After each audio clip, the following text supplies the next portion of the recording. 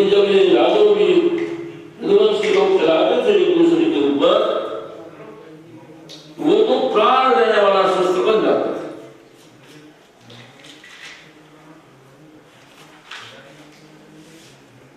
तावद्रकल्पा वज्र हो जाता था, वज्र घास वज्र हो जाती थी, क्योंकि साथ उस मूसल ही कुल का नाशक होता, तो मूसल का ही चूरण तो है। तावद्रकल्पा विवरण परिघा कृष्णाभिताः जब वसिष्ठिः कृष्णेन वायमान सुतंत्रते पच्चानि पच्चनीकं मन्यमाना वरभद्रं च मोहिताः अंतो बुद्धिको राजन् आपुन्ना आपताय। इतने आपताय हो गए थे कि बलराम जी की बात नहीं सुन रहे हैं, भगवान कृष्ण की बात नहीं सुन रहे।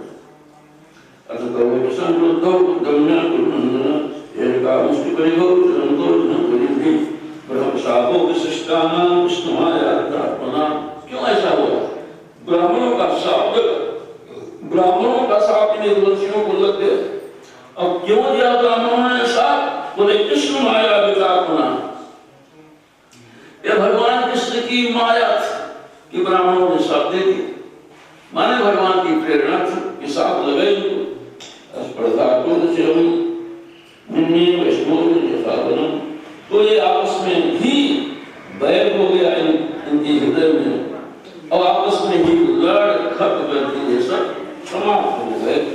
एवं नष्टेषु सर्वेषु कुलेषु स्वेषु केशवः अवतारितो मोहायितो नैव शेषितः।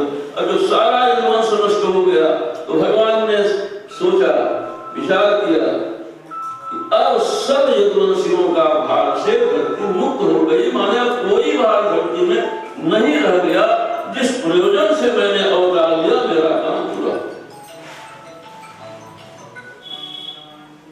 इतने में बलराम जी राम समुद्र में आयाम योगमास्ताय पौरुषम सत्याजिनोतम सामानिष्टम संयोज्यात्मात्मनि। भगवान बलराम जी जो भगवान के बड़े भाई हैं, समुद्र के किनारे पहुंचे, योग में स्थित होकर के इस मनुष्य रूप का उन्होंने परित्याग कर दिया और अपने मूल स्वरूप में जाकर लीन हो गए। मूल स्वरूप कहाँ था? सापर से भी 30 योजन नीचे भगवान अनंत, भगवान शेष, वही तो आए थे बलराम जी, तो अपने मूल स्वरूप में जाकर के लीन हो गए। राम ने भगवान देव की अपने बड़े भाई बलराम जी का यहाँ यह महाप्रयाण देख करके देवकी सुत भगवान एक पीपल के नीचे चुपचाप जाकर बैठ गए।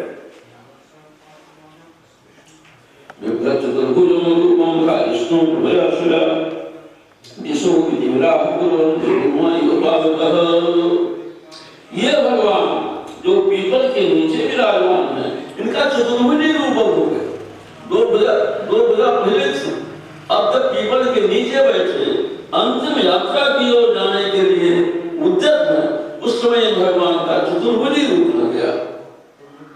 और इनके श्री विग्रह से करोड़ों सूर्यों की तरफ प्रकाश निकल रहा था, और उस प्रकाश से सारी दिशाओं का अंधकार समाप्त हो गया था।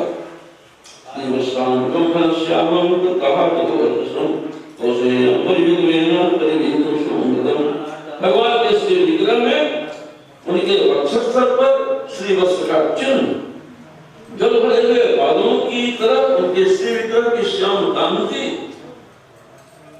तपे हुए सोने की तरफ उनके श्री विग्रह में पीतांबर शोभा पा रहा है। रेशमी वस्त्र से, दो रेशमी वस्त्र से उनका श्री विग्रह विभूषित है। उनके गले में, कंधे पर जनेऊ, सुंदर सुंदर भगवान का मुखारविंद से सुंदर मुस्कुराहट खेल रही है। नीलम तदमंडितम, हीरे घने और स्निग्ध चिकने केश हैं भगवान। भगवान की आंखें कमल की तरफ खिली हुई, कानों में मणियों के कुंडल प्रकाशित हो रहे हैं, कमल में स्वर्ण की करधनी शोभा पा रही है, हाथों में मणियों की अंगूठियां चमक रही, और भगवान अपनी दाहिनी जान पर बायां चरण रखकर बैठे मुस्कुराते तदुपदंतम पुरुषं श्वासोपरिवेशः मुस्लावशेषाय खंडतेषु रुद्धोजरा विवस्याकारं तत्करणं व्याधविकशंकया। अब एक व्याध ने जो मूसल का इतना बचा हुआ भाग था उसने अपने बाण के अग्रभाग में लगा दिया था वो लोहा, और वही जंगल में वो किसी जंतु को खोज रहा था मारने के लिए। अब भगवान के चरण के तलवे को उसने केवल देखा, क्योंकि वृक्ष थे वहां पर, तो लाल लाल भगवान के चरण तो देखा तो उसको ये लाल लालिमा जो दिखाई पड़ी, समझा कोई वन्य जंतु है, वन्य पशु है, तो उसने उसी लालिमा पर बाण छोड़ दिया। वो बाण लगा भगवान के तलवे में जाकर।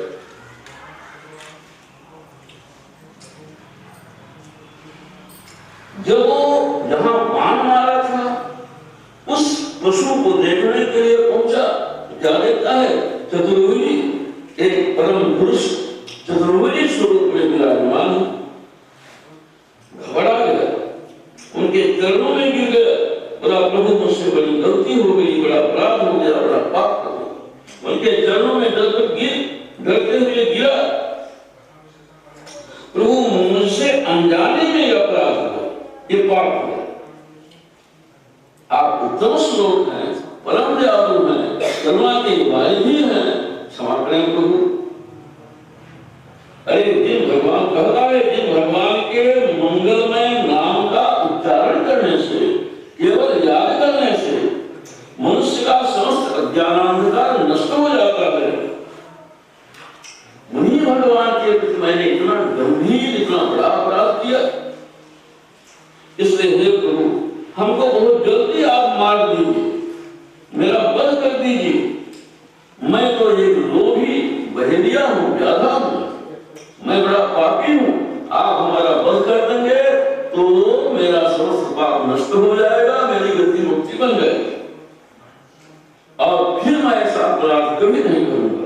उन विद्याओं के पारदर्शी ब्रह्मा जी, उनके पुत्र रुद्र आपकी माया का प्रभाव नहीं समझ पाते हैं।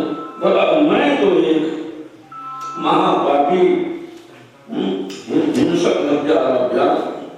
श्री भगवान ने कहा, अरे यार तुम डरो नहीं, ये मेरी इच्छा थी कि तुम मेरे पैरों में बाण मारो, ये मेरी इच्छा थी। क्यों कि जब तुम बारी थे तब मैंने छिप कर तुम्हारा प्राण लिया, उतना ऋण मेरा शेष रह गया था तुम्हारा, उस ऋण को मैंने आज चुकता कर। जाओ, मेरी आज्ञा है, जिस पद पर बड़े बड़े पुण्यात्मा जिस दिव्य लोक में जाते हैं, मेरे आदेश से तुम उन दिव्य लोकों में चले जाओ। इत्यादि होगा। जब भगवान ने आदेश किया तो उसने भगवान की परिक्रमा किया। अब परिक्रमा करते ही वो व्याध दिव्य शरीर का हो गया, दिव्य विमान आया वैकुंठ से। वैकुंठ भगवान के प्रेमी पार्षदों ने उसको ससम्मान विमान को बैठाया और लेकर के वैकुंठ चले गए।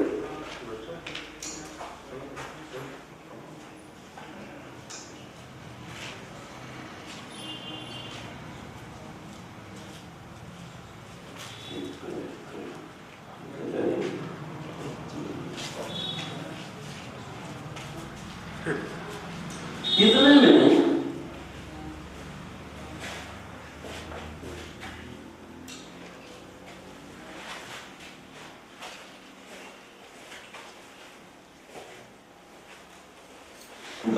कृष्ण पद्मे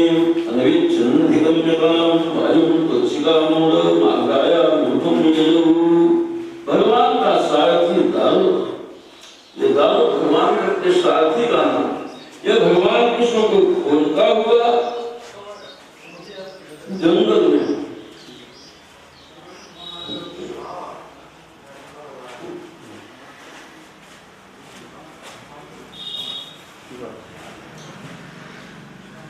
भगवान श्री कृष्ण को खोजता हुआ जंगल में खोज रहा है।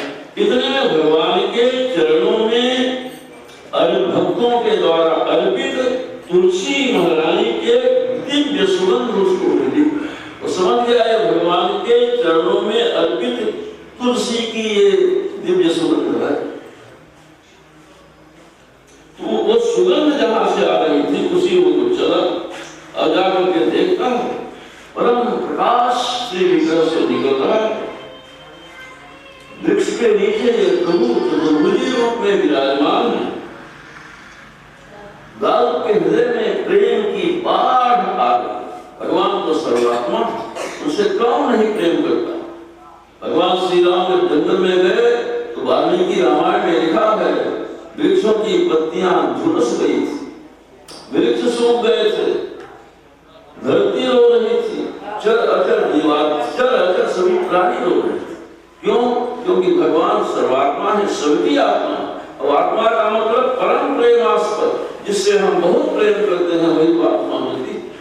आदमी शरीर से बहुत प्रेम करता, लेकिन शरीर में इतना कष्ट हो जाए कि अपने को बर्दाश्त न हो तो आदमी सोचता है शरीर ही छूट जाए। इसका मतलब शरीर आत्मा नहीं, मन दुखी होता है, परेशान होता है तो आदमी सोचता है ये मन को बहुत परेशान कर रहा है। इसका मतलब मन भी आत्मा नहीं है। बुद्धि कभी कभी व्याकुल हो जाती है किसी कारण से तो आदमी को बुद्धि से वैराग्य, अपनी बुद्धि से वैराग्य हो जाता है। इसका मतलब बुद्धि भी आत्मा नहीं। अयुग सब के बाद जो शेष बचता है वही तो आत्मा। वो परम प्रेमास्पद अपनी आत्मा सभी को परम प्रिय है, चाहे कीट पतंग आदि हो, चाहे मनुष्य हो, चाहे कोई। तो भगवान तो सभी की आत्मा, इसलिए भगवान से सब प्रेम करते हैं, जानते हुए नहीं। आत्मा से कौन प्रेम नहीं करता। इसलिए आत्मा इस दाऊ के हृदय में प्रेम की बाढ़ रोते हुए भगवान के चरणों में गंगा का गिर पड़ा, रथ से कूद कर कहता है अवश्य चरणाम्बुजं। हे प्रभु, आपके चरण कमलों का दर्शन नहीं हो रहा तो मेरी दृष्टि नष्ट हो गई, माने विचार शक्ति मेरी लुप्त हो गई। मुझे सारा दिन शून्य की तरह दिखाई पड़ने लग गया आपके चरणों के अदर्शन से। शांति, आपके चरणों के दर्शन के बिना मुझे शांति ही नहीं मिल रही थी। जैसे चंद्रमा के अस्त हो जाने पर राह चलने वाले बटोहियों की आंखों की दिशा होती है, ऐसे ही पूर्ण चंद्र आपके अदर्शन से मेरी भी दिशा हो गई। यदि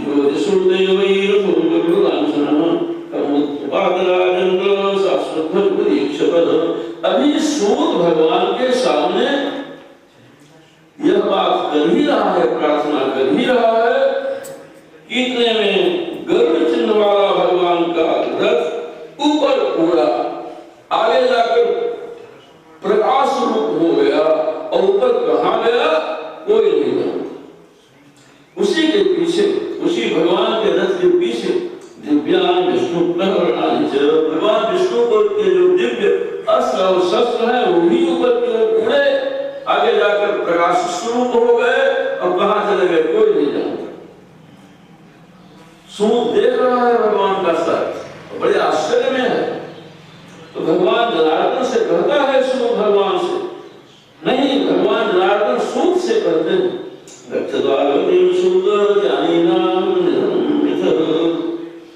बेटा सूत दाऊ, ये कितना पुण्यात्मा रहा होगा, ये इसको भगवान के सारथी होने का सौभाग्य मिला, कितना दर्शन किया होगा।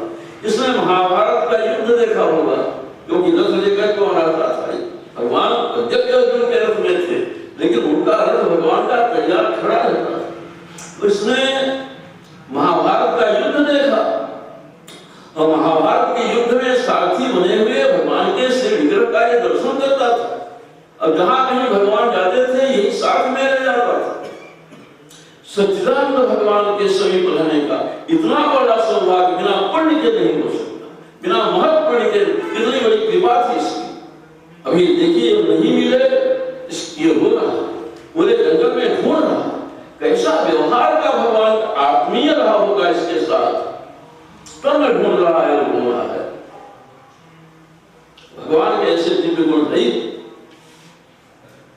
कहते हैं बेटा सुन, तुम जाओ वहां द्वारिकापुरी, वहां जाकर के मेरे जो जाति बंधु अवशिष्ट हैं उनसे मेरी कथा बता देना, ये ऋषियों का हाल बता देना कि कोई नहीं बचा, बलदाऊ जी के विषय बता देना कि वो मूर्ख रूप में लीन हो चुके हैं, और मुझे ये बता देना कि मैं भी जाने के लिए तैयार बैठा। वाकायाम दस्तेयम भविष्य सुंदरी विनातिक्वाम युद्धीम समुद्रकाली स्थिति सूर कह देना द्वारिका में जितने लोग बचे कुछ स्त्री बाल वृद्ध हैं, कोई नहीं रुकेगा वहां, द्वारिका सब छोड़ देंगे, क्योंकि मैंने द्वारिकापुरी का परित्याग कर दिया। आज के 7वें दिन द्वारिकापुरी को समुद्र डुबो देगा, अपने गोद में ले लेगा, अपने जल में। अब तुम ये कहना परिग्रहम सर्वे आदाय इतर कुशलम, हमारे माता पिता से कहना, अर्जुन से कहना, जितने बच्चे कुचे लोग हैं अपनी सारी वस्तु अपनी सारी संपत्ति लेकर के अर्जुन से कहना कि अर्जुन सभी को इंद्रप्रस्थ सर पहुंचा दे। देखिए भगवान जा रहे हैं, भगवान जा रहे हैं, लेकिन द्वारिका की व्यवस्था नहीं भूले। भगवान है लेकिन ऐसे नहीं चलते उस श्रद्धा की तरह कि द्वारिका जहां जाते हो जाए, द्वारिका में जो बचे हैं वो जहां जाते हो जाए। बूढ़ों की याद है, स्त्रियों की याद है भगवान को, बच्चों की याद, और सबकी व्यवस्था बता रहे हैं और संदेश वाहक भेज रहे हैं कि 7वें दिन द्वारिका को समुद्र। ये हम लोगों को सीखना चाहिए। हम गृहस्थ हैं ना, तो हम तो जिम्मेदार व्यक्ति हैं। जो छोटे छोटे बच्चे हैं, स्त्रियां हैं, वृद्ध हैं, उनको खिलाने का, उनको पढ़ाने लिखाने का, उनका चिकित्सा कराने का, उनका हर तरह से विकास करने की जिम्मेदारी हमारी है। अब जब तक हम यह नहीं कर लेते, यदि कहीं हम साधु महात्मा होते हैं, तो ये सबसे बड़ी मूर्खता और बेवकूफी होती। ये भगवान है, ब्रह्मांडाधीश्वर है, द्वारिकापुरी के जितने इनके सगे संबंधी माता पिता हैं, वो सोच रहे हैं कि जाने के पहले मुझे सब व्यवस्था कर लेनी चाहिए, जिससे मैं निश्चिंत यहाँ से जा सकूं।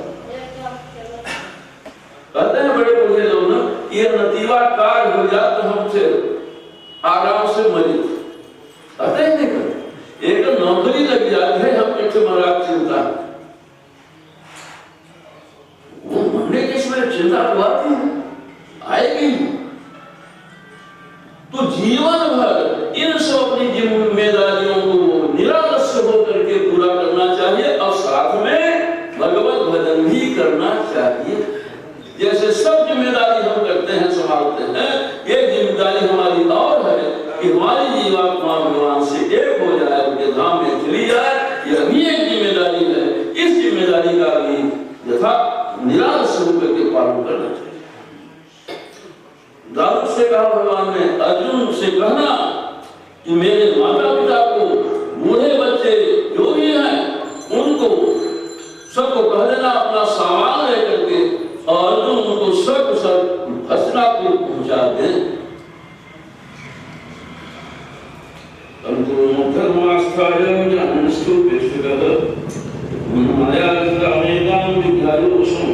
देखो दारू, महाभारत के युद्ध में तुमने मेरे ज्ञान को सुना है जो मैंने अर्जुन को दिया था, और एक जगह नहीं, तुम मेरे साथ जगह जगह गए हो और मेरी वाणी सुने हो।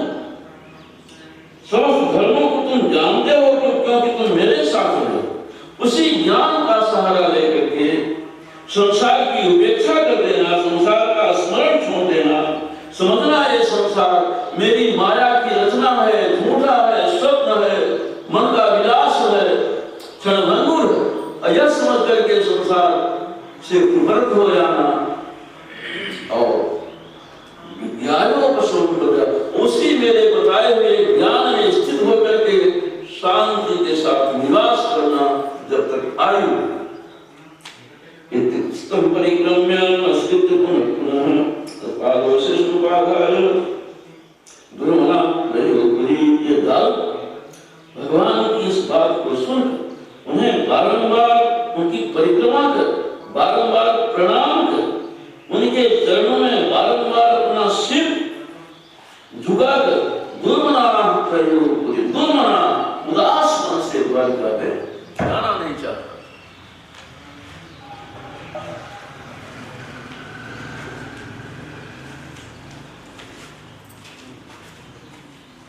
श्रीशुकोवाच तत्रागमनप्रभवा भवान्याः च सम्भ्रभव महेन्द्रप्रमुखादेवा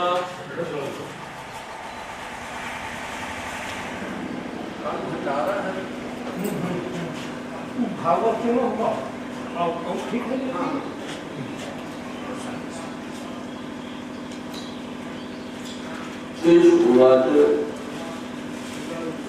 तत्रागमनप्रभवा भवान्याः च सम्भ्रभव महेन्द्रप्रमुखादेव मुनयः सर्वयश्वराः पितरः सिद्धगन्धर्वा विद्याधर्ममूलकाः शारदाः यक्षरक्षांसि किन्नराः सरस्वत्याः स्तुतामा भगवतो निर्याणं कर्मोस्तुताः गायन्तश्च प्रयन्तश्च सदैव कर्माणि कुर्वन्तः।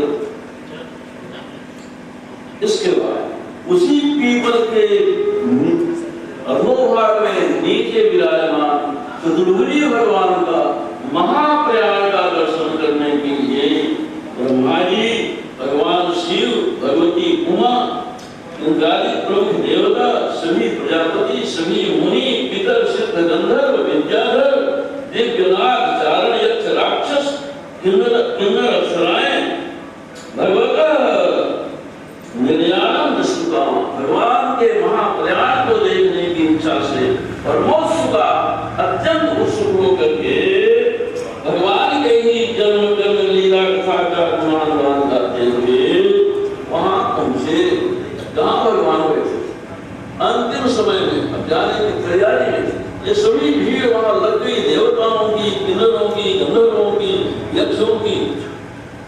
अब ये सब आकर के मंगल बन के दिव्य पुष्पों की वर्षा भगवान के ऊपर की आकाश में विमानों की झड़ी लगा दर्शन कुलमराजन हत्या कर्मयाजिताः भगवान पितामहं दीक्ष विभूति रातों विभूतु सत्यात्मन चात्मानं पद्मनेत्रेण निरयत। भगवान ने पितामह ब्रह्मा जी की ओर देखा। क्या मतलब? अरे ब्रह्मन आपने मुझे कहा था कि मेरे ब्रह्मांड में आपके चरण पड़ जाते तो मेरे ब्रह्मांड की व्यवस्था सुधर जाती। अपने समझ से मैंने सब कर दिया जो आपने कहा था। यदि कोई काम शेष हो तो अभी बता दीजिए, अभी मैं हूं। ये देखने का मतलब था अंतिम समय भगवान का।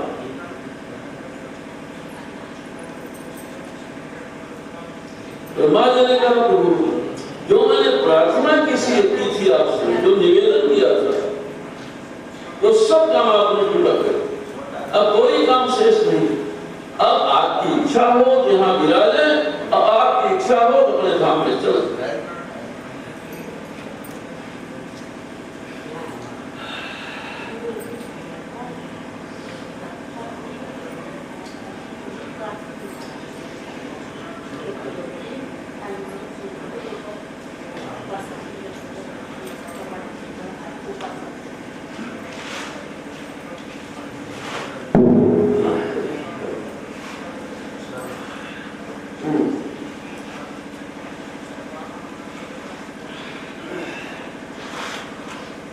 प्रभु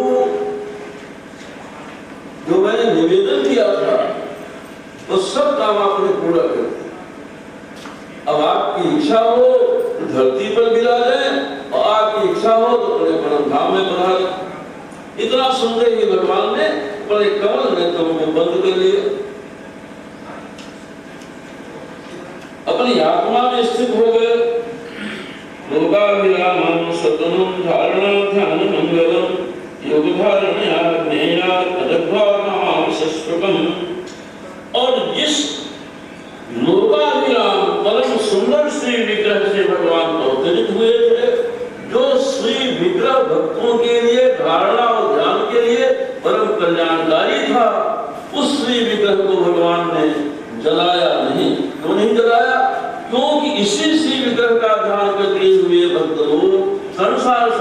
से उद्धार हो जाएंगे। और वही उनका जो भगवान का चतुर्भुजी रूप है, ऊपर उठा, ऊपर उठते उठते प्रकाशमय हो गया और वह प्रकाश ऊपर से ऊपर चला जा रहा है।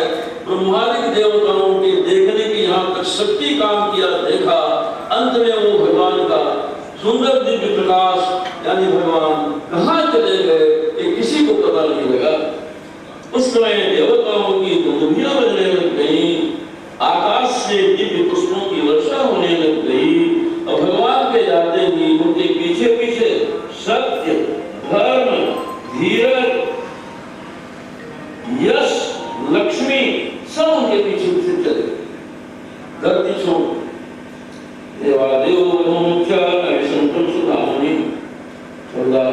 ये देवता जो आए थे, ब्रह्मादि देवता, ये भगवान को देखते रहे कि देखने जाते किस रूप में हैं, लेकिन अविज्ञात रहते कृष्ण, भगवान कृष्ण की गति ये नहीं समझ पाए वो कहाँ गए। बड़े आश्चर्य में पड़े। कहते हैं जैसे बादलों में बिजली चमकती है और लीन हो जाती है। बोले कहाँ लीन हो जाती है, कौन बताओ?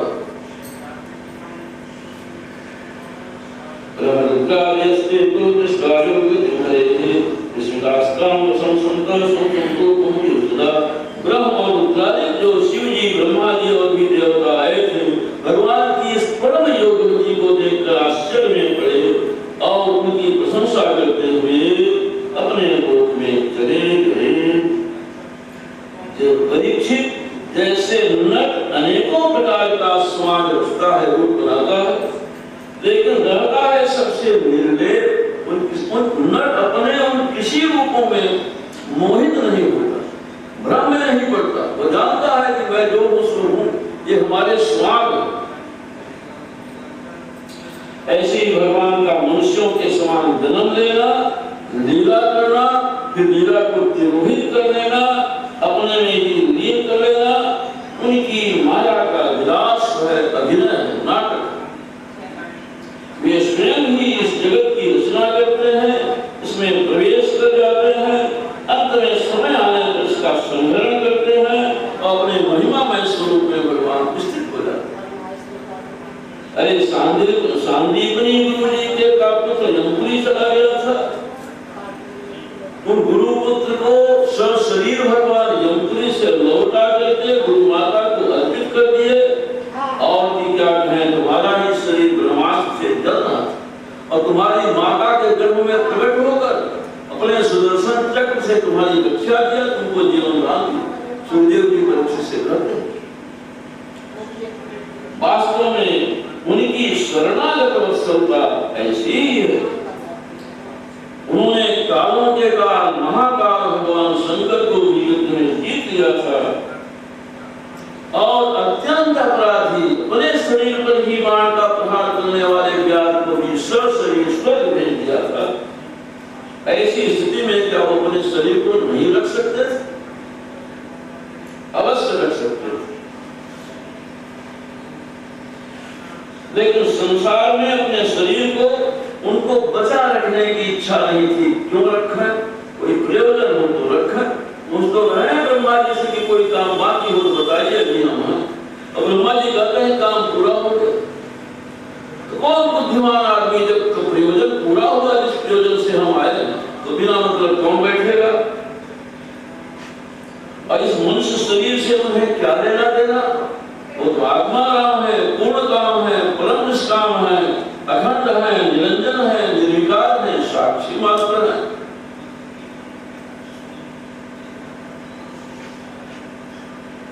जो पुरुष प्रातः काल और सायंकाल उठकर भगवान श्री कृष्ण के इस परम धाम गमन की कथा की याद करता है, एकाग्रता के साथ कीर्तन करता है, उसको भगवान के समान ही परम श्रेष्ठ पद प्राप्त होता है।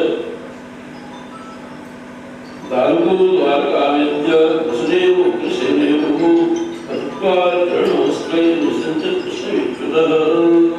ये दारू भगवान का सारथी द्वारिका पहुंचा, वसुदेव और उग्रसेन के चरणों में रोते हुए प्रणाम किया। कथयामास समिधं कृष्णेनां कृष्णसौरिव तसुद्धो विनिर्दया जनाशोक विमर्शिताः। सारी घटना प्रभास क्षेत्र की दारू ने बसदेव और कृष्ण से बता दिया। वारुणी में व्यापी करके कृष्ण माया से विमोह सभी यदुवंशी आपस में युद्ध कर लड़कर मर कर भगवान बलराम जी अपने मूल स्वरूप में लीन हो गए और भगवान श्री कृष्ण चतुर्भुजी रूप होकर के अश्वत्थ पीपल के पेड़ के नीचे स्वधाम गमन के लिए तैयारी ही बैठे। सभी द्वारिकावासी अवशिष्ट जितने द्वारिकावासी थे भगवान के विरह में व्याकुल होकर एकदम मूर्छित हो गए।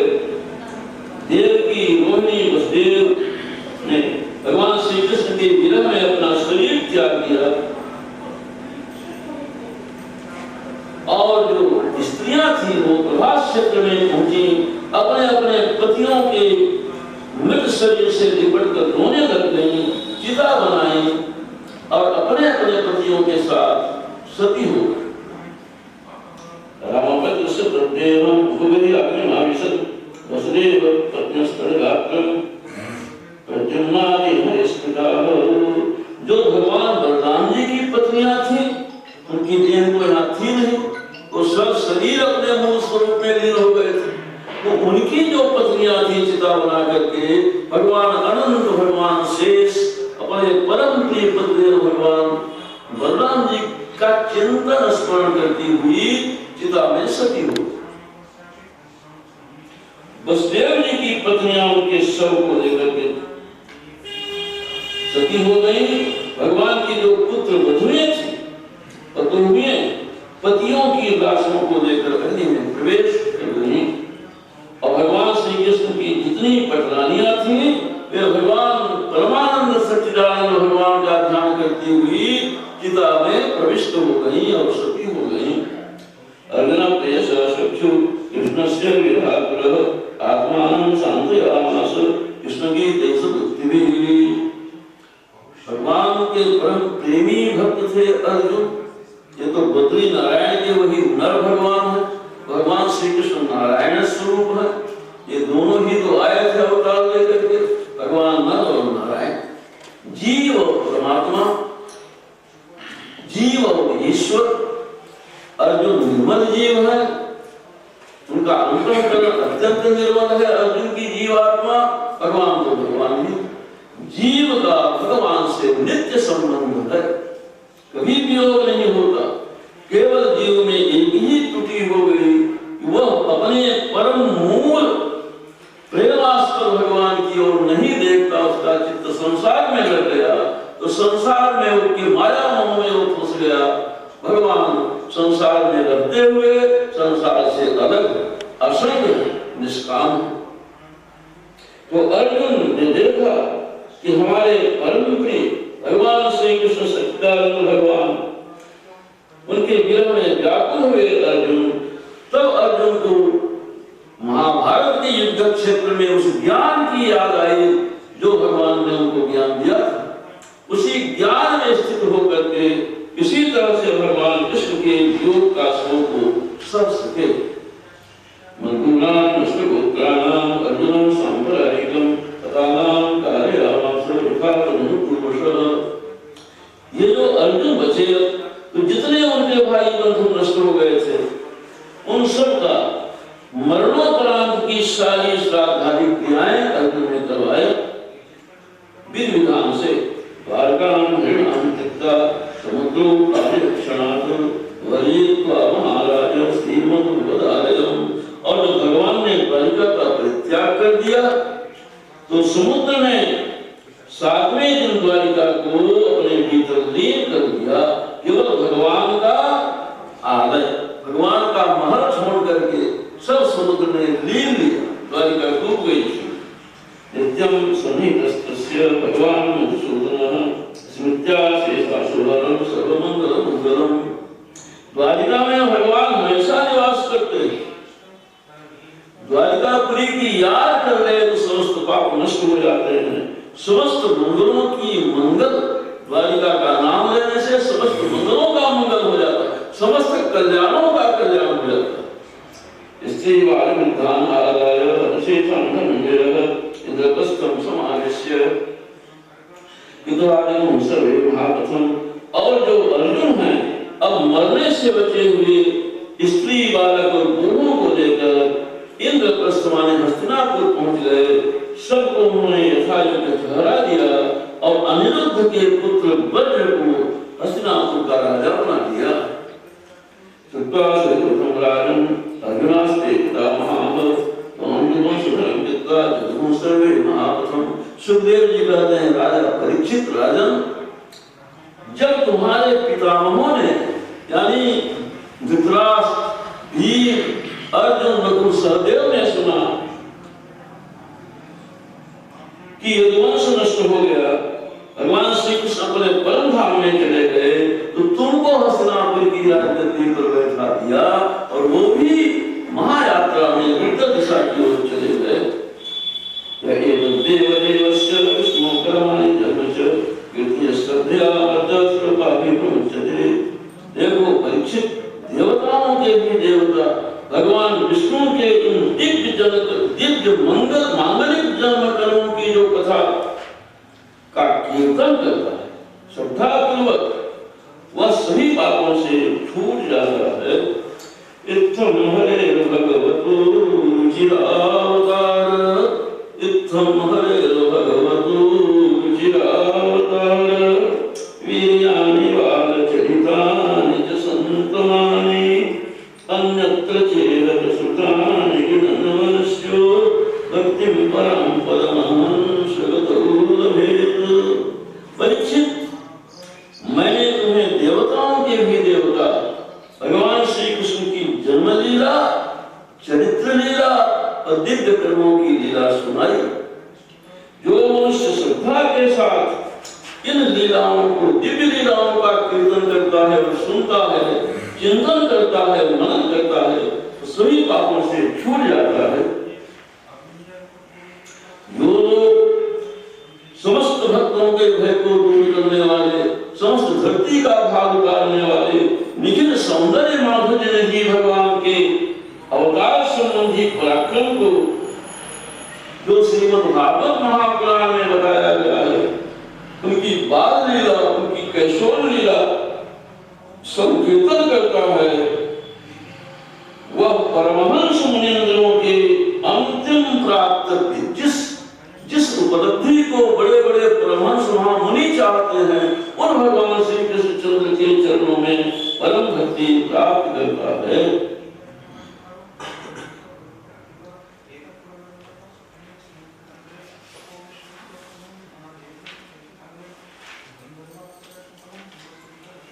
इसके बाद कलयुग के राजवंशों का वर्णन है। कितने राजा होंगे कलयुग में, अंतिम राजा कौन होगा? तो कहते हैं अंतिम कलयुग में सभी सूर्य तुल्य हो जाएंगे, द्विज भी म्लेच्छ हो जाएंगे,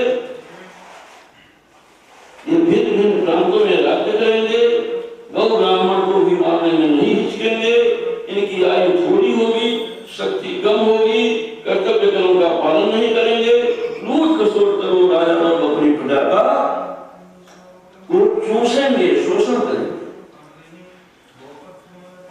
परीक्षित समय बड़ा बलवान, जो घोर कलयुग आता जाएगा, उत्तरोत्तर धर्म, सत्य, पवित्रता, क्षमा, दया, आयु, बल और स्मरण शक्ति क्षीण होती जाएगी। जैसे जैसे कलयुग बढ़ेगा ये सब क्षीण होते जाएंगे। वित्तमेव करुणीनाम धर्माचार्य गुणोदयः। बड़ा कुलीन कौन है, बड़ा आचरणशील कौन है, बड़ा गुणवान कौन है? इसके पास संपत्ति और सबसे श्रेष्ठ ब्राह्मण माना जाएगा, बड़ा पवित्र आचरण का माना जाएगा। संपत्ति न्याय व्यवस्थायाम कारणम करने भी न्याय किसका पक्ष देगा, न्याय किसको मिलेगा? जिसके पास शक्ति होगी, जिसकी लाठी उसकी भैंस।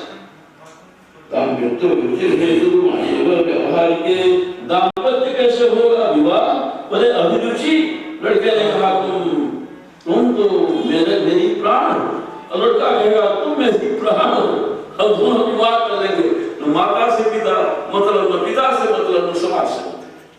अब कुछ दिनों में तलाक नहीं पड़ जाएगी। वो प्राण जो कहते थे प्राण हो तलाक ये होगा कि स्त्री पुरुष में की श्रेष्ठता किससे सिद्ध होगी? वासना, गति, ये श्रेष्ठता का मापदंड होगा। केवल जनेऊ से ब्राह्मण समझा जाएगा कि ब्राह्मण जनेऊ भर पहने हैं, न संध्या से मतलब, न गायत्री से मतलब, धर्म से मतलब, न कर्म से। सन्यासी किससे समझा जाएगा? दंड से।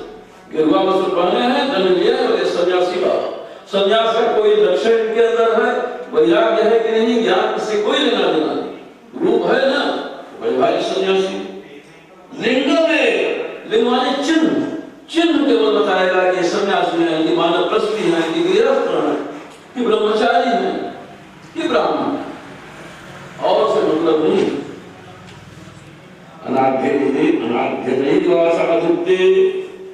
और अपराधी कौन माना जाएगा?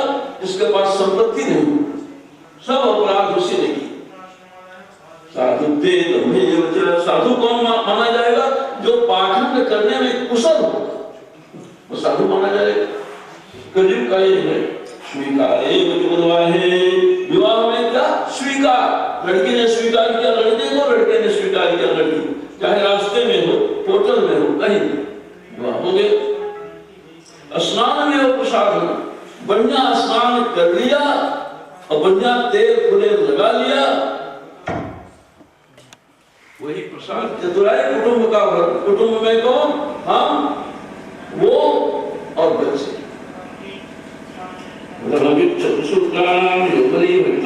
ब्राह्मण, क्षत्रिय, वैश्य, शूद्र में जो शक्तिशाली होगा वही राजा हो जाएगा। और ये राजा प्रजा को कर के द्वारा और भी अन्य उपायों से चूसेंगे और शोषण करेंगे। और इन राजाओं के अत्याचार से पीड़ित होकर के प्रजा जंगलों में जाकर शाक मूल फलकंद खाकर जीवन निर्वाह करेगी। बारंबार अनावृष्टि होगी, अकाल पड़ेगा, शीत से, घाम से, गर्मी से सारी प्रजा पीड़ित होगी। भूख प्यास से, व्याधियों से सब संतप्त रहेंगे। 30 वर्ष और 20 वर्ष परमायु होगी। अधिक दिए तो 30 वर्ष और न अधिक दिए तो 20 वर्ष, एक पूरी आयु हो। इतने में लड़का पंक्ति नाट्य सब हो जाएंगे।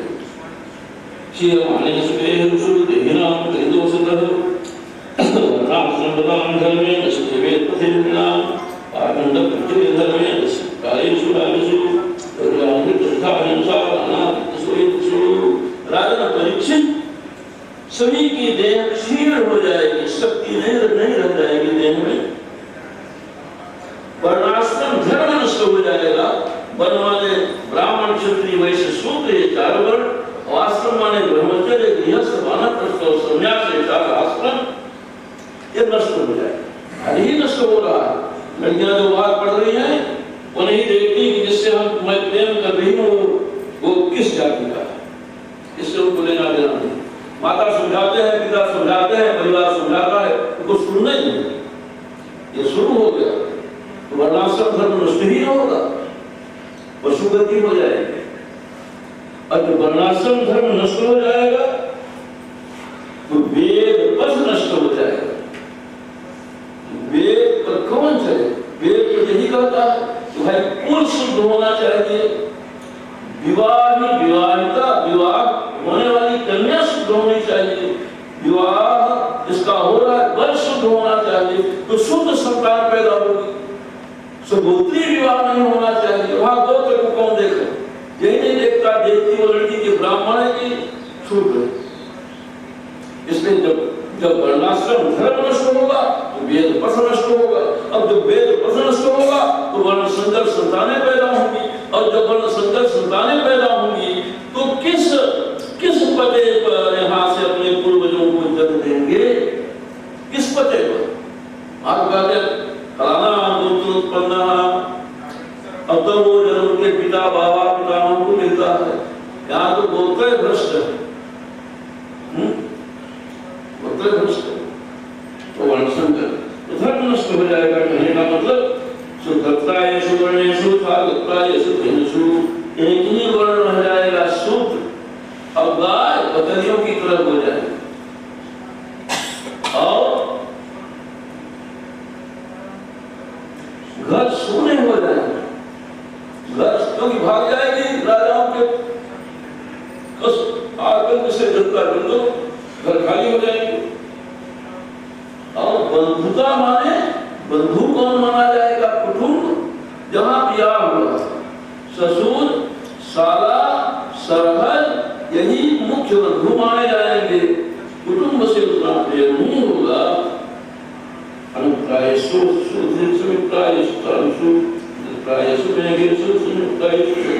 कहते हैं जितनी औषधियां हैं वो छोटी छोटी हो जाएंगी, धान इत्यादि के पेड़ बहुत छोटे होंगे, जितनी वनस्पतियां हैं वो सभी वृक्ष की तरह हो जाएंगे। आकाश में मेघ तो आएंगे, केवल बिजली चमकेगी, गर्जना होगी, पानी के बूंद नहीं बरसेगी।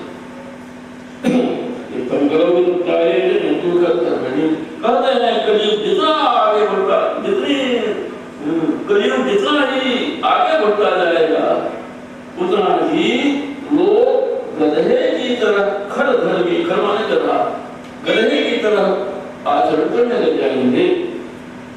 और तब भगवान धर्म की रक्षा के लिए सदोगुण को स्वीकार कर अवतार देंगे।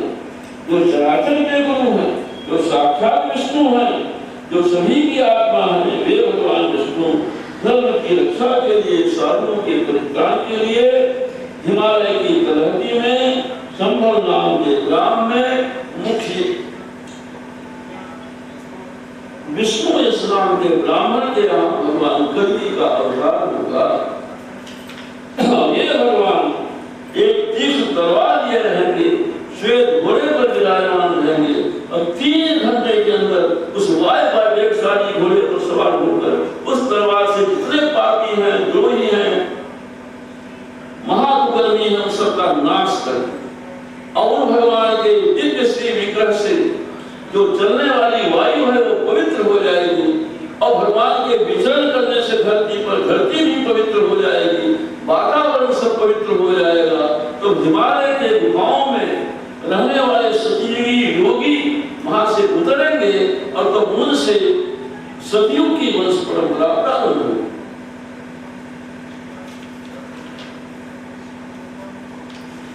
परीक्षित महाराज ने पूछा कि महाराज कलयुग से दोषों से बचने का कोई उपाय है? उपाय सरल उपाय है, भगवान नाम संकीर्तन करे, भगवान नाम जप करे, भगवान नाम चिंतन करे, पाप ना करे, पुण्य उतना ही करे जितनी शक्ति हो। पाप बिल्कुल ना करे और पुण्य उतना ही करे जितनी शक्ति। भगवान का ध्यान तो कर सकता है, चिंतन कर सकता है, माला तो फेर सकता है, नहीं करे तो उसकी मुक्ति हो जाएगी। पाप अधर्म घोर न करे।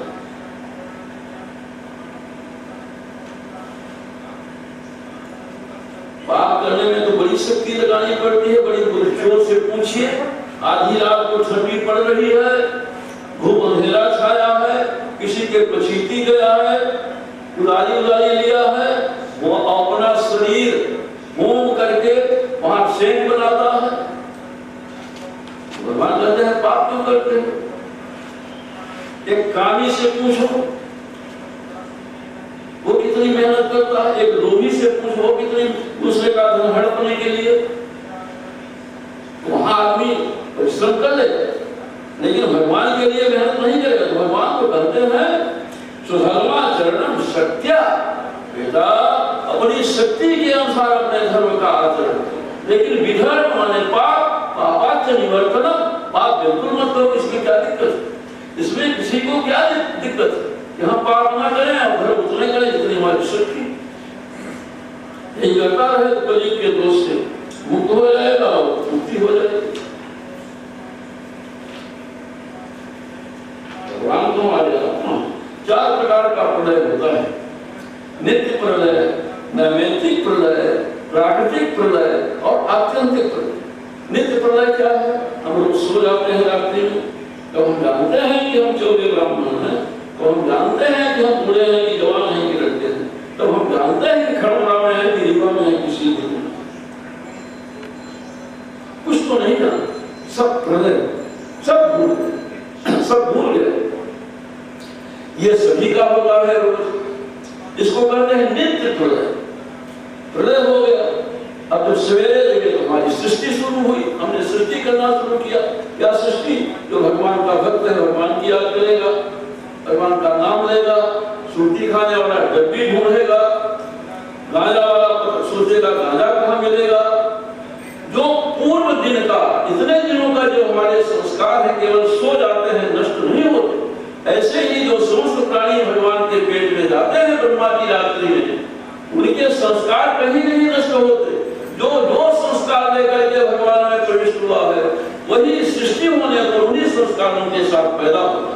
इनको तो विचार के द्वारा इन गंदे संस्कारों को हमको हटाना पड़ेगा। सब विचार के द्वारा अच्छे संस्कारों का अभ्यास करना पड़ेगा। अभ्यास करते करते करते करते धीरे धीरे करना हमें को पड़ेगा। हम मरने से चाहे कि मुक्ति हो जाएगी तो मरने से भी मुक्ति होती है। जितने ग्रह मर रहे हैं सबकी मुक्ति हो जाएगी। मरने से प्राण नहीं छूटना है। यदि मुक्ति नहीं हुई है तो जो जीवात्मा मरी है, देह छोड़ी है, उसको देह लेना पड़ेगा पक्का। प्रलय के बाद भी देह लेनी पड़ेगी। वो तो जब तक ज्ञान नहीं होगा, अपने संस्कारों से, गंदे संस्कारों से हम मुक्त नहीं होंगे, विचार निर्मल नहीं होंगे, तब तक मुक्त कैसे हो सकते? अरे गंजेड़ी गाजा छोड़ दे मुक्त हो गया, माने उस दोष से वो मुक्त हो गया। यहाँ अनंतानंद दोष भरे हुए हैं। तो नित्य प्रलय, नैमित्तिक प्रलय क्या है? बोले ब्रह्मा जी का जब दिन पूरा होता है वो भी सोने के लिए चले जाते हैं। जैसे हम लोग 12 घंटे का दिन पूरा हुआ, सूर्यास्त हुआ नहीं, टाइम पर हम भी सो जाते हैं, हम लोग भी सो जाते हैं। ऐसे ब्रह्मा जी का भी दिन और रात्रि होती है, वो भी सोते हैं। तो जब ब्रह्मा जी का दिन पूरा हो जाता है, ब्रह्मा जी सोने के लिए चले जाते हैं, उसमें भूर्भुवस्सुवः तीनों रूप जल प्लावित हो जाते हैं, जल पूरित हो जाते हैं, केवल जल भरा रहता है कारणों का। इसको कहते हैं नैमित्तिक प्रलय। प्राकृतिक प्रलय क्या है? इसमें प्रकृति का ही प्रलय हो जाता है। प्रकृति माने पृथ्वी, जल, तेज, वायु, आकाश, मन, बुद्धि, चित्त, अहंकार, ये सब इनका प्रलय हो जाता है। इसको प्राकृतिक प्रलय कहते हैं। आत्यंतिक प्रलय क्या है? जब जीव मुक्त हो जाता है, शरीरासक्ति नष्ट हो जाती है, मन, बुद्धि, चित्त, अहंकार भगवान में लीन हो जाते हैं, परम बोध हो जाता है जीव को, वो ईश्वर से मिल जाता है, तो फिर उसका कभी जन्म नहीं होता। कहते हैं आत्यंतिक प्रलय है। आत्यंतिक प्रलय, ये 4 प्रकार का प्रलय।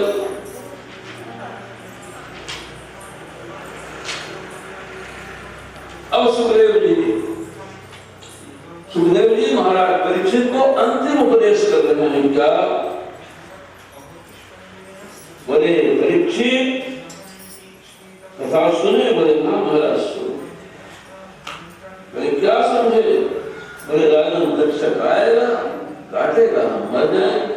बोले परीक्षित तुम कुछ नहीं समझे। राजन तुम मरिष्येति पशु बुद्धि विमान देवी।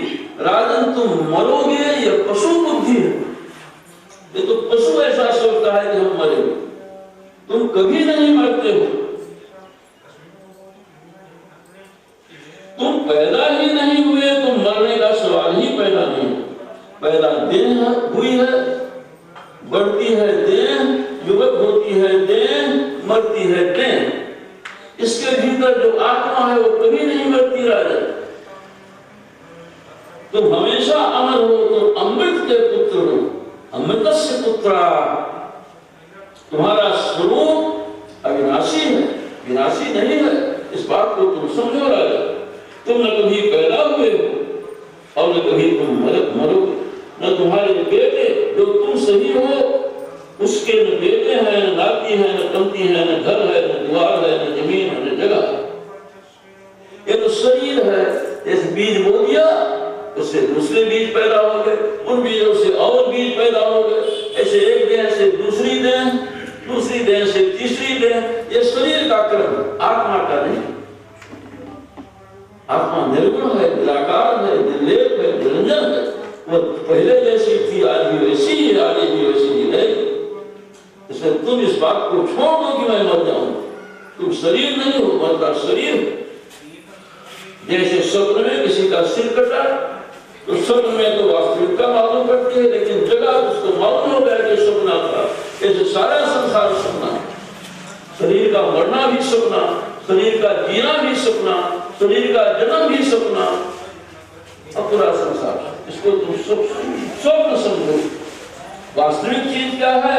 तुम्हारी आत्मा, वही तुम हो, उसका ध्यान करो। अब तक महाराज और उन्होंने सुखदेव जी ने ज्ञान दे दिया परीक्षित महाराज को, तो उनको अपनी आत्मा का परमात्मा का एहसास बोध हो गया, वो खंड ज्ञान निश्चित हो गए। तब उन्होंने सुखदेव जी के चरणों में बार बार प्रणाम किया, उनकी पूजा की।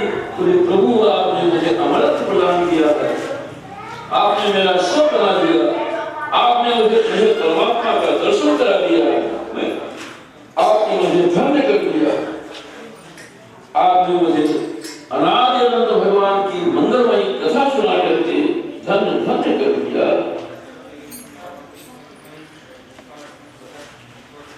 इस पुराण संहिता को, श्रीमद् भागवत को आपने सुनाया, उत्तम श्लोक भगवान का वर्णन किया आपने।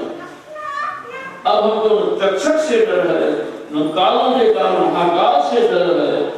आपने मुझे निर्वाण अखंड अनंत बोध के पद पर पहुंचा दिया। प्रभु अब आप आज्ञा दीजिए कि मैं अपनी वाणी को संयमित कर लूं, मन को एकाग्र कर लूं, बुद्धि को समाहित कर लूं और आपके बताए हुए अभय पद को मैं प्राप्त कर लूं। मेरा अज्ञान दूर हो गया, आपने मुझे परम कल्याण का, भगवान का परम पद का आपने दर्शन करा दिया। इसके बाद महाराज परीक्षित ने भगवान सुखदेव जी की पूजा किया, सन्यासियों के साथ यथेच्छ चले गए। और परीक्षित राजर्षि भी अपनी आत्मा को परमात्मा से एक करके परमात्मा में स्थित होकर के अपने प्राणों का परित्याग कर और परम पद पर चले गए। रक्षक आया, मरे हुए शरीर को काटा, उनकी उन्नति नहीं हुई, उनका शरीर निष्प्राण, उस शरीर में जो जीवात्मा थी वो परमात्मा से एक हो चुकी थी।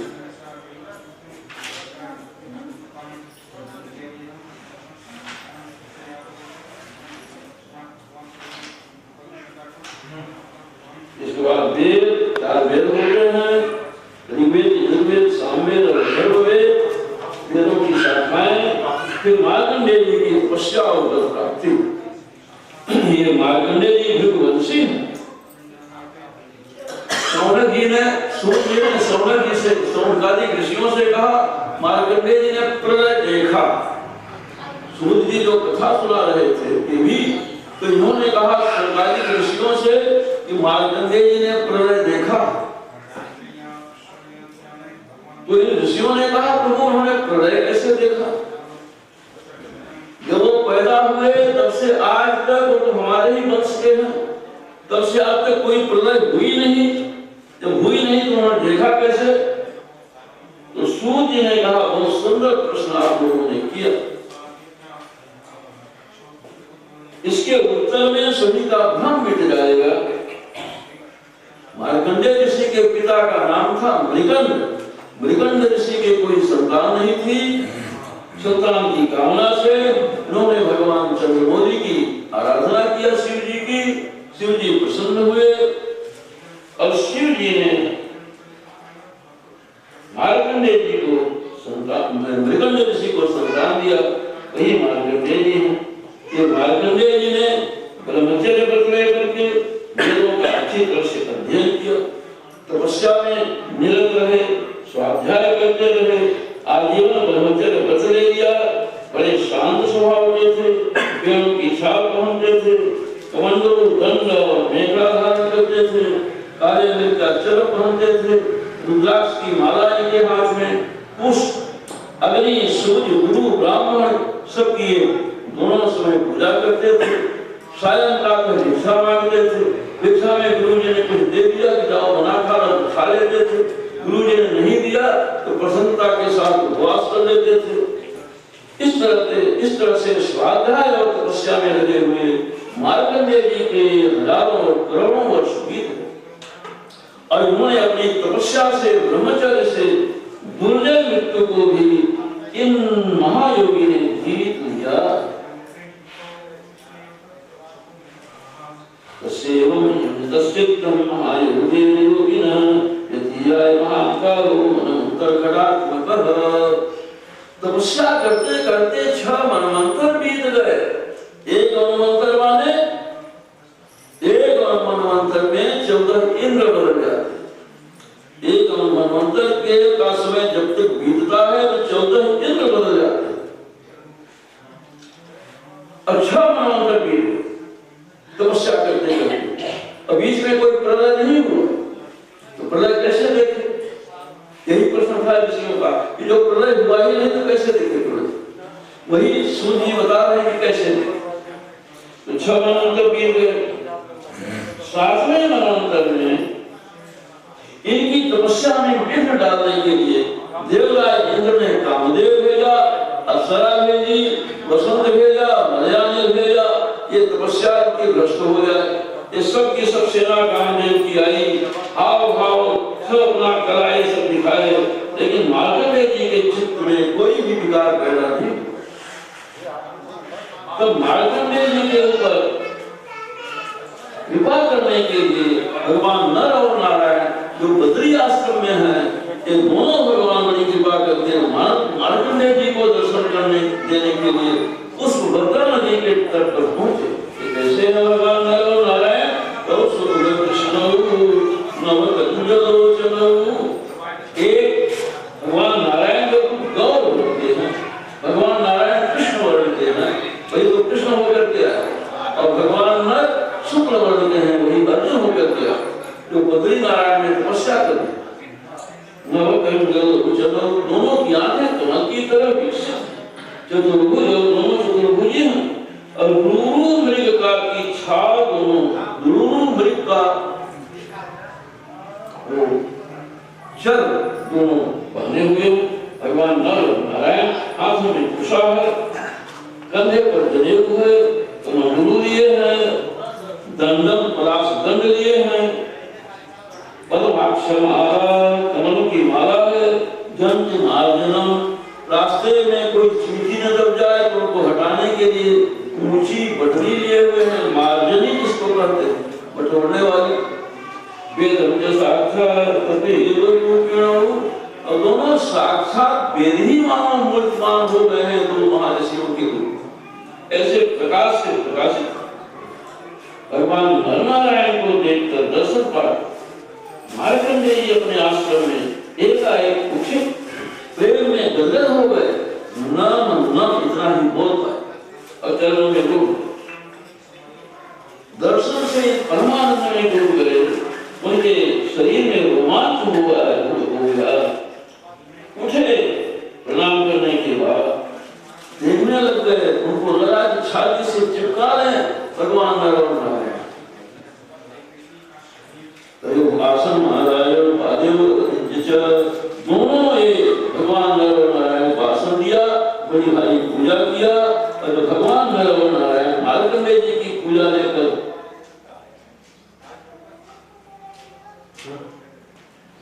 बैठे हुए उनसे मार्कंडेय जी ने उनकी स्तुति किया। भगवान नारायण जब स्तुति किया मार्कंडेय जी ने, भगवान नारायण जो नर के मित्र यानी जीवात्मा के मित्र परमात्मा भगवान नारायण। नर तो हम ही लोग हैं ना, हम भी लोग तो जीवात्मा, लेकिन हमारी जीवात्मा में और नर की जीवात्मा में अंतर। भगवान नर की जीवात्मा अत्यंत निर्मल, वो नारायण स्वरूप ही है। नर केवल सेवा करने के लिए अलग नर बनकर के बैठे। और हम लोगों की जीवात्मा काम क्रोध लोभ मोह मत्सर से भरी हुई। यही अंतर उन नर में हम नर में यही अंतर। नर वो भी है, नर हम भी है, लेकिन उनकी जीवात्मा निर्मल परम विशुद्ध है। वो साक्षात नारायण स्वरूप ही है। केवल वो नारायण भगवान की उपासना करने के लिए नर बने हुए बैठे हैं, बस इतना ही अंतर। और हम नर लोगों की जीवात्माएं कलुषित गंदी, उसी को शुद्ध करना है। स्वरूप को प्राप्त करने के, और जो नर स्वरूप को हम लोग प्राप्त किए नारायण हो ही जाएंगे।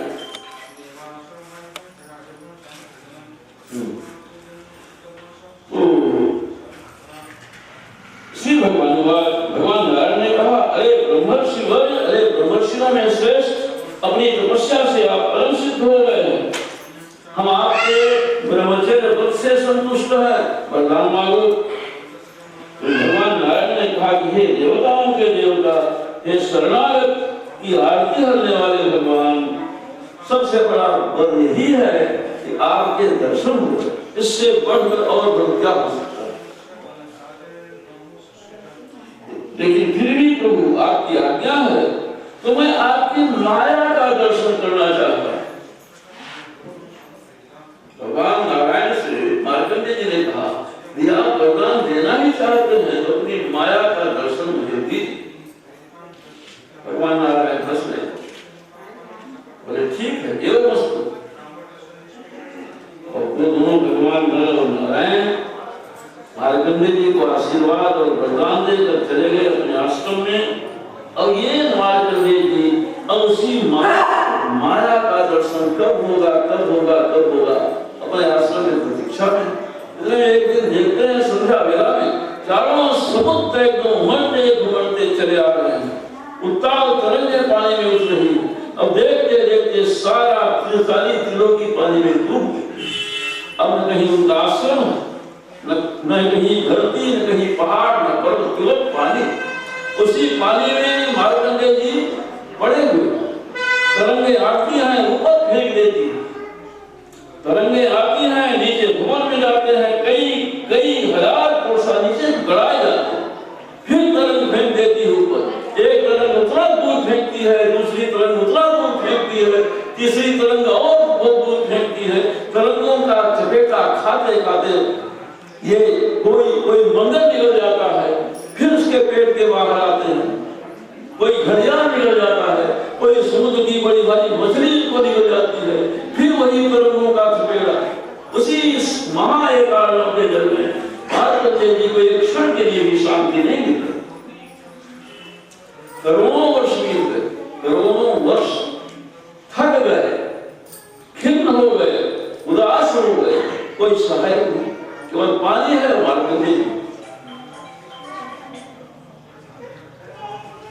इतने करोड़ों वर्षों के बाद देखते हैं कि समुद्र के जल के भीतर जो टापू है, टापू में एक बरगद का वृक्ष है।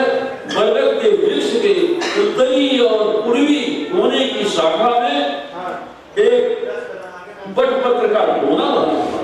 उसी कोने में एक श्यामला शिशु जो बहुत सुंदर, देखने में बहुत अच्छा है, वो दिखाई पड़ा। मार्कंडेय जी ने देखा, अरे ये शिशु ये तो बहुत सुंदर है। उनको लगा कि मिल जाता तो चूम लेते, छाती से लगा लेते। उसकी ओर बढ़े, उस शिशु की ओर। जब शिशु की ओर बढ़े तो शिशु सांस ले रहा था, उसके सांस के घेरे में पड़ गए मार्कंडेय। जब घेरे में पड़ गए, जब शिशु ने सांस खींचा, उसी की सांस के साथ मार्कंडेय जी उस बच्चे के पेट में चले गए। अब बच्चे के पेट में क्या देखते हैं? अनंत ब्रह्मांड, अनंत धरती, अनंत समुद्र, अनंत नदियां, अनंत देवता, राक्षस, यक्ष, गंधर्व, पिशाच, अनंत महल, अनंत रास्ते, अनंत उपवन, अनंत समुद्र, सब देखते हैं।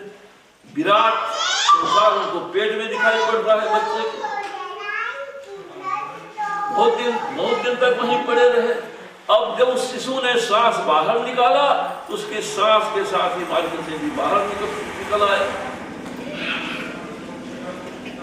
तब देखे बच्चे की ओर, बड़ा सुंदर बच्चा। सोचे इससे कुछ बोले, इसको उठाकर चूमे, इसको अपनी छाती से लगावे। तो जब बढ़े बच्चे की ओर, इतने वो समुद्र गायब, वो वटवृक्ष भी गायब, वो टापू भी गायब। अब वही मार्कंडेय जी उस भद्रा नदी के किनारे चित्रा नाम की शिला पर अभी संध्या वेला में गायत्री का जप कर रहे। यही भगवान की माया है। यह संसार रूपी समुद्र जिसमें उत्ताल तरंगें उठ रही हैं, माने आपत्तियों की तरंगें उठ रही हैं,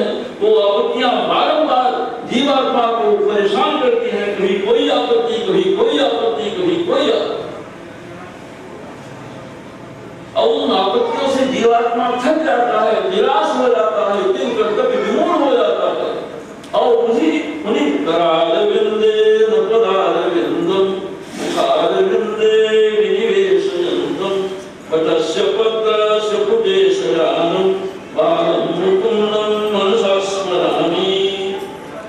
वो बच्चा है ना जो वटवृक्ष के कोने में पड़ा बालक है, वो क्या कर रहा है?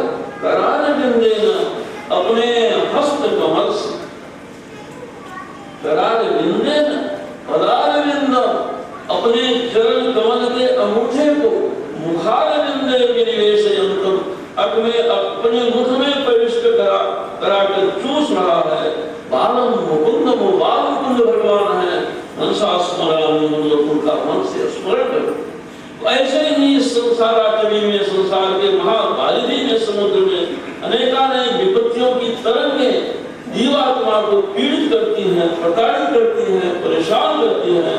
उससे थक जाता है जब जीवात्मा, तब ही गुरु कृपा से, महापुरुषों की कृपा से, गुरुजनों की कृपा से उसको पुण्य करने का अवसर प्राप्त होता है और उसकी इस महान भयंकर संसार सागर से उसको मुक्ति मिलती है।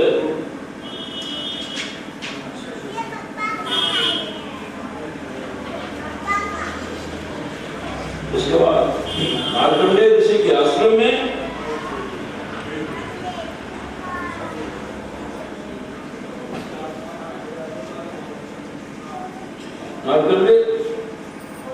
उसके बाद मार्कंडेय ऋषि के आश्रम में भगवान शंकर जा रहे थे। भगवती पार्वती जी ने कहा भगवान शिव से कि प्रभु ये महापुरुष, ये ब्रह्मर्षि, इनका दर्शन कर लिया था और इनको कुछ आप दीजिए। भगवान शिव ने कहा इन महापुरुष को हम चाहते हैं, कुछ चाहते ही नहीं, लेकिन हाँ इनका दर्शन से पुण्य लाभ होगा। जो महापुरुष है करना चाहिए। उस समय मार्कंडेय जी भगवान नारायण के ध्यान में समाधि में लीन थे और शिव जी और पार्वती जी पहुंचे तो उनको पता ही नहीं चला कि कौन है सामने, क्योंकि चित्त तो भगवान नारायण में लीन था। भगवान शिव समझ गए, भगवान शिव इनके चित्त में प्रविष्ट हो गए। वो नर नारायण का अपना जो दूसरा रूप है उसको छिपा लिए, अपना रूप प्रकट कर दिए। अचकचा करके मार्कंडेय जी ने दृष्टि खोला तो भगवान शिव और पार्वती इनकी बड़ी पूजा किया, बड़ी स्तुति किया। शिव जी ने कहा वरदान मांगिए, ब्रह्मर्षि श्रेष्ठ आप वरदान मांगिए, हम परम प्रसन्न है आपके ऊपर। अरे प्रभु आपका दर्शन मिल गया, अब शेष क्या रहा, लेकिन आपकी आज्ञा है, यही वरदान मांगता हूँ कि भगवान नारायण आप में और आपके भक्तों में मेरा दृढ़ प्रेम हो। भगवान नारायण में, उनके भक्तों में और आप में मेरा दृढ़ प्रेम बना रहे, तो यही वरदान मैं मांगता हूँ। अपने नाम कैलाश में नमो धर्माय महते, नमो कृष्णाय वेदसे, ब्राह्मणे नमस्कृत्य परमां वक्ष्ये सनातनां सूर्यं करते हैं ऋषियों। महान धर्म को प्रणाम है, परमात्मा भगवान श्री कृष्ण को प्रणाम है, सभी ब्राह्मणों को प्रणाम करके मैं सनातन धर्म का विवरण सुनाता हूँ। इस श्रीमद् भागवत महापुराण में भगवान विष्णु के अद्भुत चरित्र का गान दिया गया है। दिव्य मंगलमय लीलाओं की कथा इसमें सुनाई गई है। अत्र संकीर्तितं साक्षात् सर्वपापहरोधरिः नारायणो श्रीकेशवो भगवान् सत्त्वं। इस भागवत महापुराण में साक्षात समस्त पापों को दूर करने वाले अनादि अनंत भगवान ऋषिकेश की के नाम का कीर्तन किया गया है। इस भागवत महापुराण में सनातन परमानंद चंद्र श्री कृष्ण चंद्र परब्रह्म परमात्मा का जन्म की लीला और उनके संसार की जो दिव्य लीलाएं हुई हैं वो कथा सुनाई गई। ज्ञान वैराग्य यह भी बताया गया, भक्ति योग का वर्णन किया गया, परीक्षित महाराज का जन्म और कर्म सुनाया गया, नारद जी का आख्यान सुनाया गया। राजर्षि महाराज परीक्षित को जब साथ लगा उन्होंने अनशन पत्र लेकर के गंगा के किनारे पर बैठ गए। अब तक ब्रह्मर्षियों में श्रेष्ठ भगवान सुखदेव जी ने उनको श्रीमद् भागवत की कथा सुनाई। यह कथा भी सुनाई जा चुकी है। भगवान के अवतारों की कथा सुनाई गई।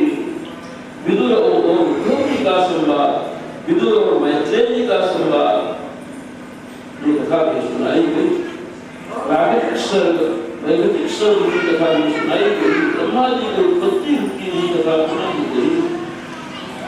अर्ध नारी और नर भगवान ब्रह्मा के आधे शरीर से स्वयंभू मनुष्य और उनके बाएं भाग से महारानी शत्रुघ्न पैदा हुए, ये कथा भी सुनाई गई। धर्म की पत्नियों से कितने संतान हुए, यह कथा भी सुनाई गई।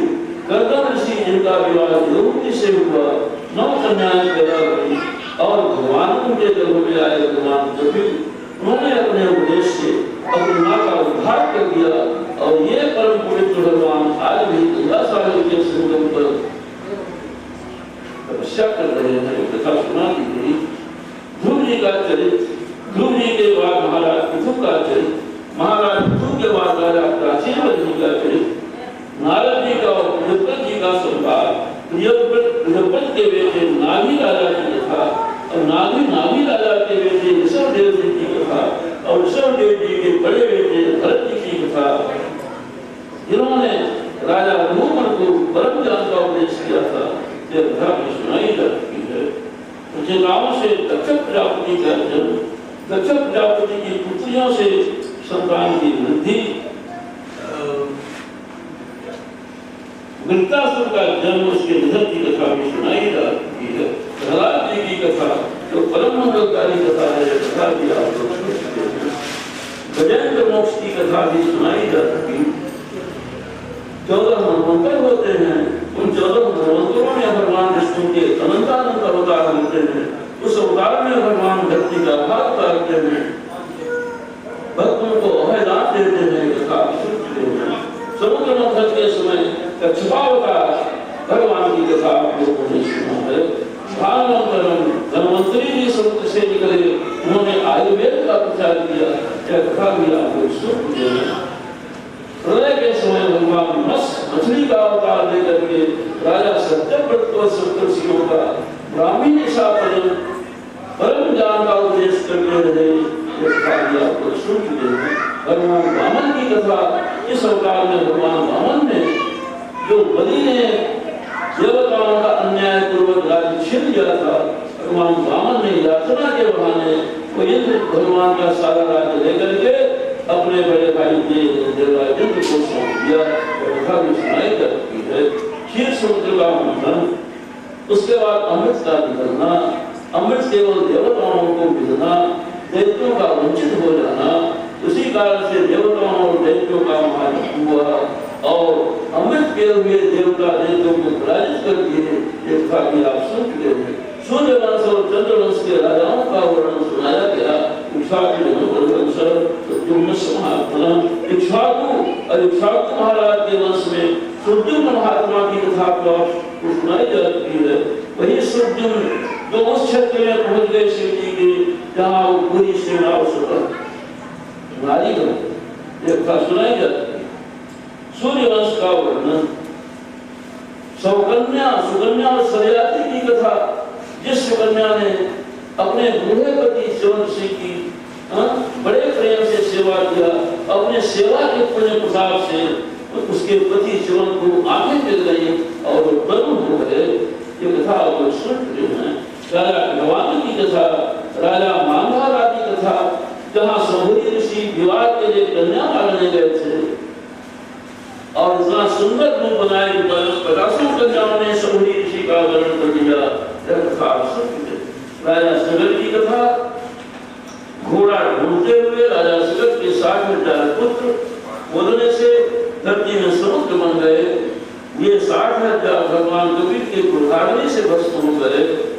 और तब तीसरी पीढ़ी महाराज भगीरथ की तपस्या से गंगा जी धरती पर अवतरित हुई और गंगा जल का स्पर्श प्राप्त करते ही सगर के पूर्वज परम दिव्य धाम में चले गए। आप लोग सुन चुके हैं। रामस्य की विशाखम, कौशलपति भगवान रामचंद्र जी का चरित्र जो समस्त पापों को नष्ट कर देता है। वह कथा भी आप सुन चुके हैं। राजा निमि जिन्होंने अपना शरीर छोड़कर प्राणियों के पलकों में निवास किया, उनकी कथा आप सुन चुके हैं। रामस्य भागवतस्य चक्रकर्ण हुआ भार्गव वंश में उत्पन्न भगवान श्री परशुराम जी की कथा आपने सुना, जिन्होंने प्रतिज्ञा किया कि 30 बार हम क्षत्रियों से धरती को शून्य कर देंगे। की कथा जिस यदुवंश में भगवान श्री कृष्ण का परम मंगलमय अवतरण हुआ, कथा भी आप सुन चुके हैं। विराटी के जैसे पुत्र यदु की कथा, जिस यदुवंश में भगवान ने अवतार लेकर के वसुदेव के घर में जन्म लिया, गोकुल में पढ़े, उनके अपार कर्म है, दिव्य कर्म है, अद्भुत कर्म है। उन्होंने बहुत छोटी अवस्था में पूतना का दूध पीने के बहाने पूतना का प्राणांत कर दिया था। उन्होंने बैलगाड़ी खींचने के बहाने 2 वृक्षों का उद्धार कर दिया, जो कुबेर के लड़के थे, मदिरा पीकर मतवाले हो रहे थे, नारद जी के साप से शापित थे, उनका उद्धार भगवान कृष्ण ने शिशु अवस्था में किया। एक दानव आया, कमंडल और तूफान होकर के उसको भगवान ने मौत के घाट उतार दिया। बकासुर, वत्सासुर, धेनुकासुर, प्रलंबासुर, इन सभी कंस के भेजे हुए अपरिमित बलशाली दैत्यों का भगवान ने संहार किया। तावागी फैली वन में गोप और बालवाल जमने लग गए। भगवान ने सबकी आंखें बंद करवा करके उस आदि को पी कर इन बालवालों की और गायों की रक्षा किया। और कथा भी आप सुन चुके हैं। यमुना के रह में कालिया नाग निवास करता था। भगवान ने कालिया नाग को अपने आदेश से वहां से हटाकर रमणक द्वीप भेज दिया और भगवती कालिंदी के दूषित जल को अत्यंत निर्मल बना दिया। यह कथा भी आप सुन चुके हैं। ब्रज गोप की कुमारी कन्याएं भगवान श्री कृष्ण को पति रूप में प्राप्त करने के लिए उषा काल में एक दूसरे के साथ भगवान का गुणानुवाद गाती हुई यमुना के जल में स्नान करती थी। बालकामयी मूर्ति बनाती थी, भगवती कात्यायनी की पूजा करती थी और यही प्रार्थना करती थी, हे मां भगवती कात्यायनी, नंद बाबा के बेटे हमारे पति हो जाए। ये कथा आप सुन चुके हैं। गोवर्धन का उद्धार किया भगवान ने, इंद्र के दर्प को चूर्ण किया। तो इंद्र को अपने अपराध का ज्ञान हुआ, उनका अहंकार दूर हुआ। तो इंद्र और सुरभि ने भगवान गोविंद का अभिषेक किया। यह कथा भी सुनाई जा चुकी है। इसके बाद शारदीय पूर्णिमा की ब्राह्मी रात्रि में भगवान ने दिव्य रास लीला करके गोपियों को परमानंद प्रदान किया। यह कथा भी आप सुन चुके हैं। अरिष्टासुर का उद्धार, केसी घोड़ा का उद्धार, फिर क्रूर आए, कंस ने बुलवाया मरवाने के लिए अपने भांजों को। ये कथा भी आप सुन चुके हैं। भगवान के मथुरा चले जाने पर ब्रज की गोपियों का विलाप, भगवान का मथुरा पहुंचना, कंस के 5 पहलवानों का वध कर देना, ये कथा भी आप सुन चुके हैं। अपनी माँ, अपनी गुरु माता के मरे हुए पुत्र को संजीवनी पुरी से भगवान ने आकर के अपने गुरु माता को अर्पित कर दिया। यह कथा भी आपको सुनाई जा चुकी है। कंस के ससुर जरासंध ने 17 बार चढ़ाई किया मथुरा पर, 17वां बार पराजित हुआ। एक बार भगवान भग करके पर्वत पर छिप गए। जब जरासंध ने पूरी आगी लगवा दिया पर्वत पर, कहीं जल जाएंगे, तो इतना ऊंची छलांग लगाए कि वो पर्वत, उसकी सेना और जरासंध को भी लाग कर बहुत दूर उतर गए धरती पर। जरासंध ने सोचा मर गया, तो अपनी राजधानी की लट चला गया और भगवान आ गए मथुरापुरी में। कथा आपको सुनाई जा चुकी है। आदानम परिदास्य सुब्रमाया सुराया कस्मिन्याम भगवान ने अपनी प्रिया सत्यभामा की इच्छा पूरी करने के लिए नंदनवन के से पारिजात वृक्ष उखाड़ दिया और सुधर्मा और सत्यभामा के महल में बगीचे में लगवा दिया। है कथा भी सुनाई जा चुकी है। इसके बाद भगवान ने रुक्मिणी जी का हरण किया, शत्रु को परास्त किया। यह कथा भी सुनाई जा चुकी है। बाणासुर भगवान श्री कृष्ण का शिव जी का युद्ध हुआ नाभि के कारण से, भगवान श्री कृष्ण के नाभि अनिरुद्ध के कारण से। की भुजाओं को भगवान ने काटना शुरू कर दिया, 4 भुजाएं बचा दिया और कहा शिव जी से कि आपका भक्त है, इसकी 4 भुजाएं अब अजर और अमर रहेंगी। तब बाणासुर ने अपनी पुत्री उषा का विवाह भगवान के नाती अनिरुद्ध से कर दिया, बड़ा भारी दहेज दिया और सागर विदा किया। कथा भी सुनाई जाती है। एक राजा था जो अपने को कहता था हम ही असली कृष्ण है, वो नकली कृष्ण है द्वारिका वाला। भगवान ने उसका भी उद्धार कर दिया। उसी में भगवान के सुदर्शन चक्र से पूरी वाराणसी जल गई और सुदर्शन चक्र बाउंड्री का वध करने के बाद वाराणसी को जलाने के बाद और वाराणसी के राजा के राजकुमार की कृत्या का नष्ट करने के बाद चले आए द्वारिकापुरी में। इस तरह से भगवान ने धरती का भाग उठाया। पांडवों को निमित्त बना करके भगवान ने धरती का भाग उतार दिया और ब्राह्मणों के साथ के बहाने भगवान ने अपने कुल का भी संहार करवा दिया। इसके बाद भगवान ने 11 स्कंद में उद्धव जी को परम दिव्य ज्ञान का उपदेश किया और इसके बाद भगवान ने अपने मंगलमय शरीर का परित्याग किया। इसके बाद कलयुग का लक्षण बताया गया। राजर्षि परीक्षित के देह त्याग की कथा बताई गई। 4 प्रकार के प्रलय का प्रलय बताया गया। मार्कंडेय जी की कथा अभी बताई गई। हे ब्राह्मणों, हे ऋषियों, जो आप लोगों ने पूछा हमने सब बता दिया। भगवान के जितने लीला बता रहे हैं ये दिव्य है, उनका नाम मंगलमय है, उनका श्री विग्रह मंगल का वर्तमान स्वरूप है। छटते हुए गिरते हुए विवश होकर के भी जो हरे नम ऐसा उच्चारण कर देता है वो समस्त पापों से मुक्त हो जाता है। इस श्रीमद् भागवत महापुराण में भगवान अनंत का ही कीर्तन किया गया, उन्हीं की मंगलमयी कथा सुना का वर्णन किया गया और इसको जो भाग्यशाली भक्त सुनते हैं उनका समस्त पाप आपत्तियां नष्ट हो जाती हैं और उन भाग्यशाली भक्तों के चित्त में भगवान प्रविष्ट हो जाते हैं। अरे वो वाणी तो बेकार है जो प्रपंच बोलती है, जो भगवान की कथा का गान नहीं करती। वे कान भी बेकार है जो प्रपंच सुनते रहते हैं जिंदगी भर। अरे सत्य तो वही है, मंगल तो वही है, पुण्य तो वही है जो वाणी भगवान का गुणगान बात करे, जो कान भगवान के मंगलमय नाम का श्रवण करे, कथा का श्रवण करे। भगवान का नाम, भगवान का रूप, भगवान का धाम, भगवान की लीला सब दिव्य है और मंगलमय है। इसको सुनने से, कहने से शोक रूपी समुद्र सूख जाता है। कितनी भी अच्छी वाणी हो, रस अलंकार से भरी हो, लेकिन भगवान के मंगलमय नाम उस वाणी में न हो तो जो वाणी है वैसे ही अपवित्र मानी जाती है जैसे जितना घर का कूड़ा करके टूटन है कौओं के लिए छोड़ने के स्थान में रख जाते हैं, ऐसे स्थान जितना वो अपवित्र हो जाता है वैसे ही वाणी जो संसार का प्रपंच का दिन भर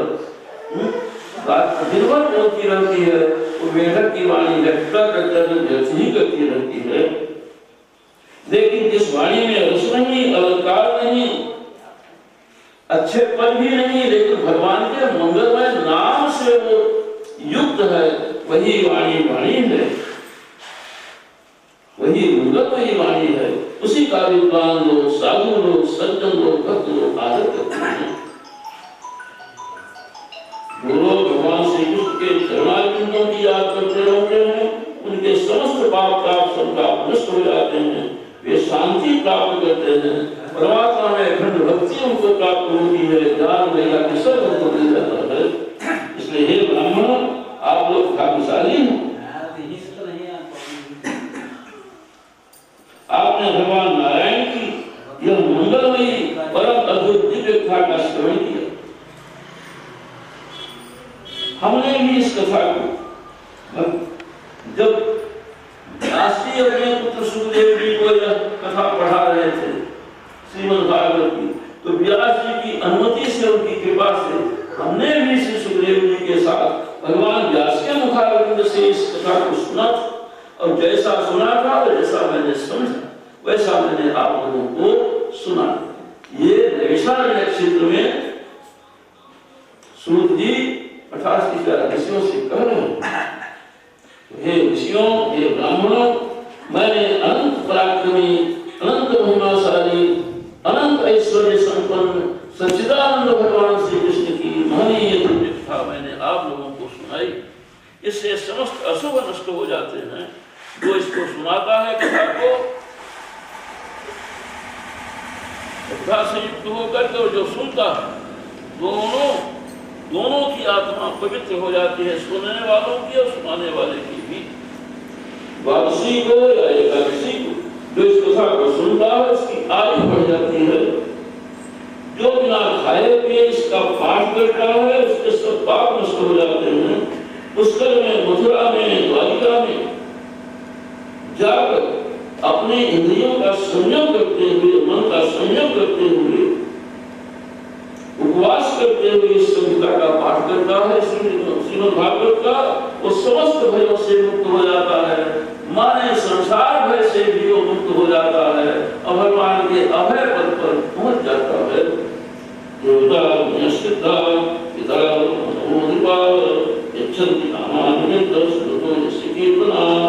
कहते हैं देवता, मनुष्य, सिद्ध, पितर, मनुष्य, मनुलोक, राजा, इस कथा को कहने और सुनने से समस्त कामनाएं उनकी पूरी हो जाती हैं। वो परम पद को प्राप्त होते हैं। ब्राह्मण इसका यदि अध्ययन करता है उसकी बुद्धि निर्मल हो जाती है। राजा इस कथा को सुनता है तो उसको राज्य मिल जाता है, वैश्य निधियों का स्वामी हो जाता है और सूत आत्मा से मुक्त हो जाता है।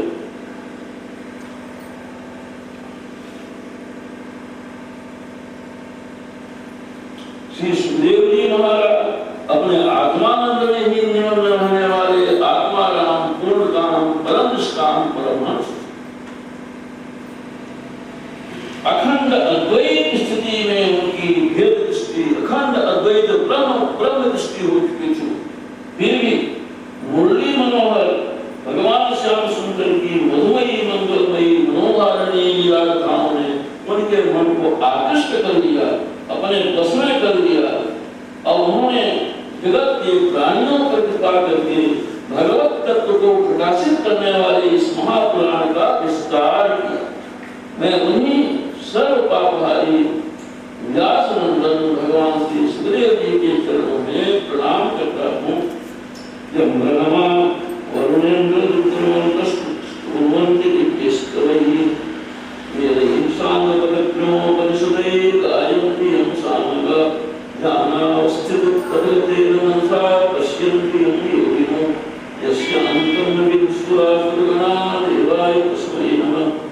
जिन भगवान की ब्रह्मा, वरुण, इंद्र 49 वायु दिव्य स्तुतियों से स्तुत करते रहते हैं, समस्त वेद सांग, पद और क्रम से जिन भगवान की स्तुति करते रहते हैं, समस्त उपनिषद जिन भगवान की महिमा का ही गान करते रहते हैं, बड़े बड़े योगी एकाग्र चित्त होकर के अपने मन से जो भगवान के स्वरूप का दर्शन करते हैं समाधि में, जिन भगवान की महिमा का अंत दैत्य जानते हैं, देवता जानते हैं, तस्मै देवाय नमः।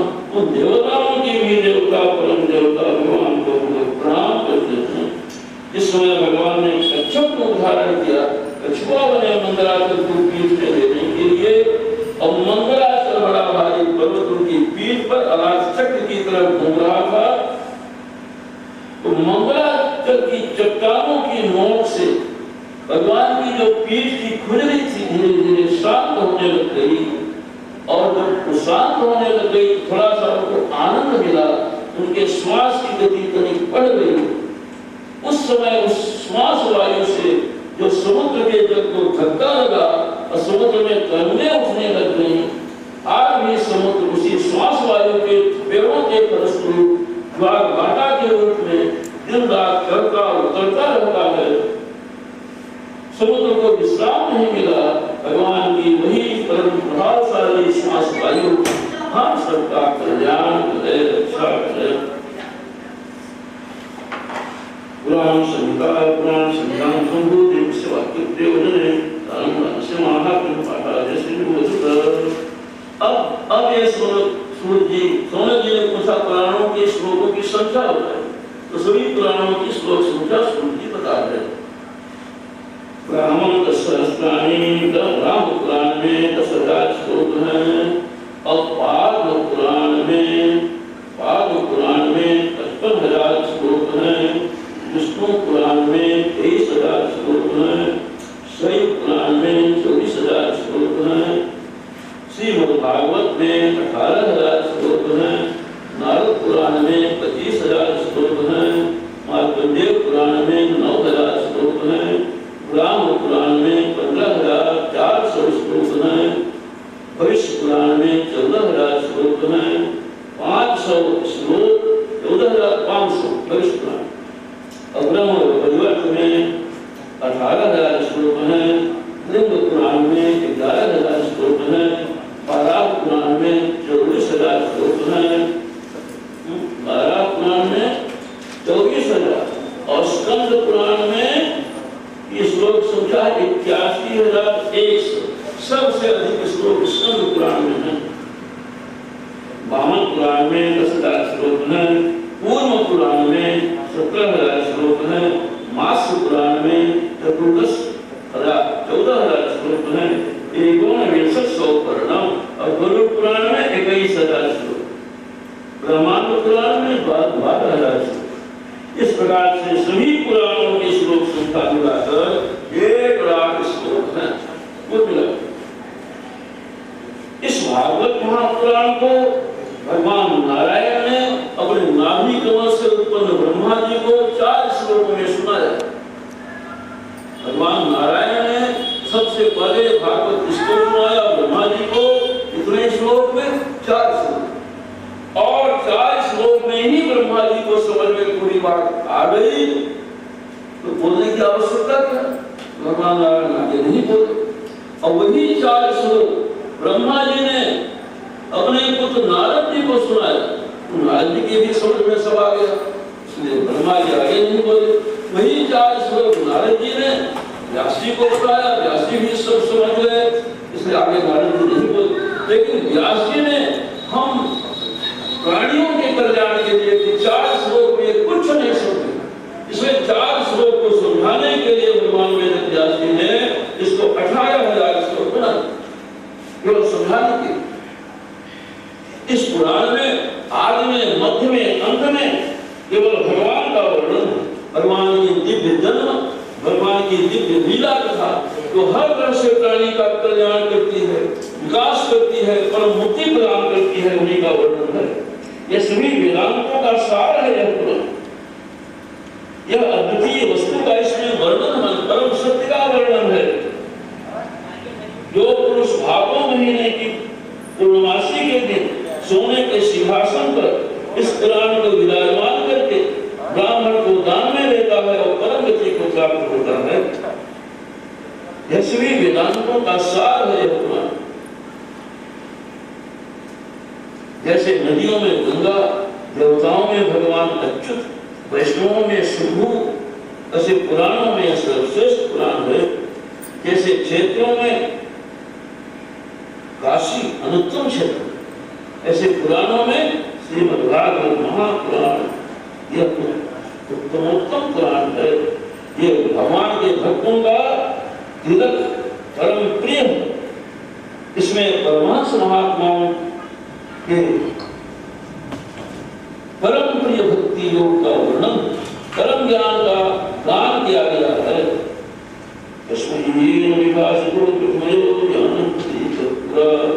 नमस्तस्मै भगवते वासुदेवाय साक्षिणे। भगवान वासुदेव जो साक्षी परमात्मा है, उनको हम लोग प्रणाम करते हैं। इन्होंने कृपा करके इस महापुराण को ब्रह्मा जी को प्रदान किया। और योगींद्राय नमस्तस्मै सुखाय ब्रह्मरूपिणे, योगियों के परम आराध्य साक्षात ब्रह्मस्वरूप व्यास, श्री व्यास नंदन सुखदेव जी को हम लोग प्रणाम करते हैं, जिन्होंने संसार रूपी सर्प से दसे हुए परम भाग्यवान महापरिचित को यह पुराण बड़ी करुणा पूर्वक सुनाया। भवे भवे यथा भक्ति पादेव तस्य गायते ठाकुर सुदेवेश नाथस्तम विपत्तमो। हे प्रभु, अपने कर्मवश जिस योनि में हमको जाना पड़े उन सभी योनियों में आपके चरणों की भक्ति हमें मिलती रहे, आपके चरणों का विस्मरण न हो, ऐसी कृपा हमारे ऊपर हे प्रभु करें। नाम संकीर्तनम यस्य सर्वपापप्रणाशनम प्रणामो दुःख संरक्षणम नमामि हरिं परम। जिन भगवान के नाम का संकीर्तन करने से समस्त पाप नष्ट हो जाते हैं, जिनको प्रणाम करने से सभी दुखों की शांति हो जाती है, ऐसे परम मंगलमय कल्याणमय भगवान हरि को हम लोग प्रणाम करते हैं। बोलिए वृंदावन बिहारी लाल की जय। कृपा होती है, भक्तों की कृपा होती है, ऋषि मुनि ब्रह्मर्षियों की कृपा होती है, तब कहीं इस कथा को सुनने का सौभाग्य मिलता है, कहने का सौभाग्य मिलता है। व्यक्ति सोचता है कथा सुनेंगे और उस साल नहीं सुन पाता, तो अगले साल सुनेंगे तो नहीं सुन पाता, और धीरे धीरे शक्ति घट जाती है, शरीर की कुलोक्ति आ जाती है, और भी दुनिया भर के उपद्रव आ जाते हैं, और मन की अभिलाषा मन में ही धरी रह जाती है। लेकिन जब भगवान की महती कृपा होती है, गुरुजनों की कृपा होती है, सज्जनों की कृपा होती है, और अपने पूर्वजों की कृपा होती है, भक्तों की कृपा होती है, और सबकी कृपा, यह जिसके लिए जीव को यह मनुष्य जन्म मिला। नमो ब्रह्मण्यदेवाय गोब्राह्मणिकाय च जगत्पिताय कृष्णाय गोविन्दाय नमो नमः। मनुष्य जन्म की सार्थकता तो इसी में है।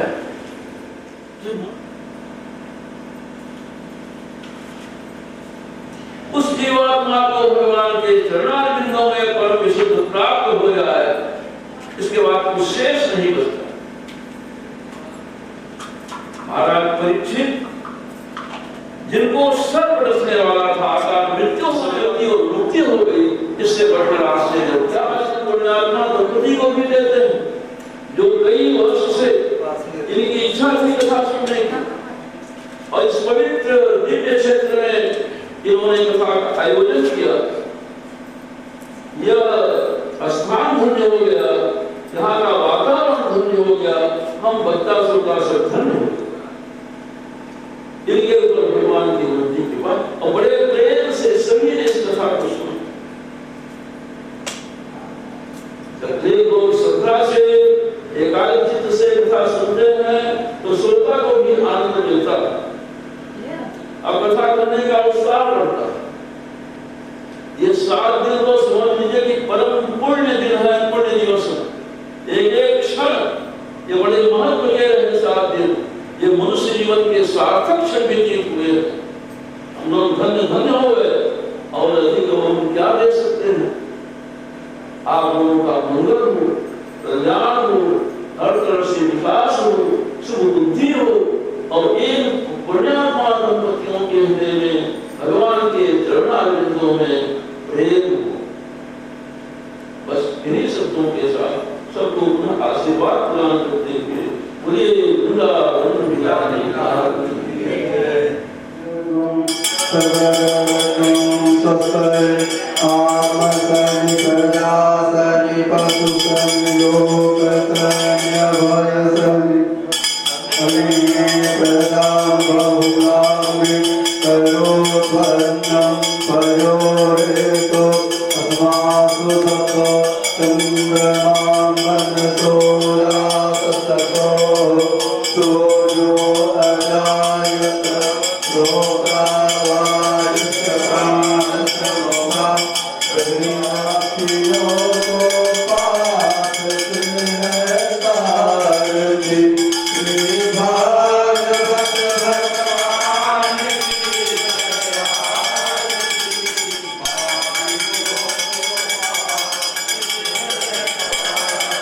हे अमर ग्रंथ ये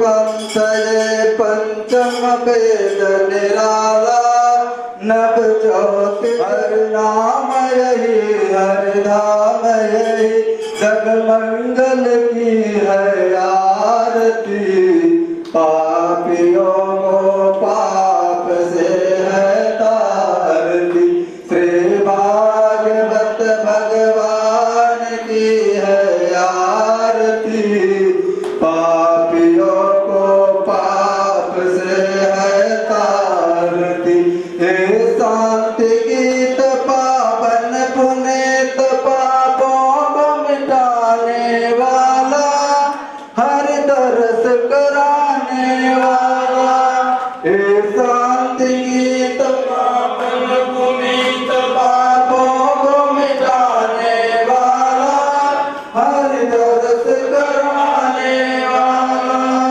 है सुख करनी है दुख हरनी श्री है सुख करनी है दुख हरनी श्री मधुसूदन की आरती पापियों को पाप से है तारती श्री भागवत भगवान की है आरती पापियों को पाप से है तारती हे मधुर बोल जग फंद बोल सन्मार्ग बताने वाला बिगड़ी को बनाने वाला हे मधुर बोल जग फंद बोल सन्मार्ग बताने वाला बिगड़ी को बनाने वाला श्री राम यही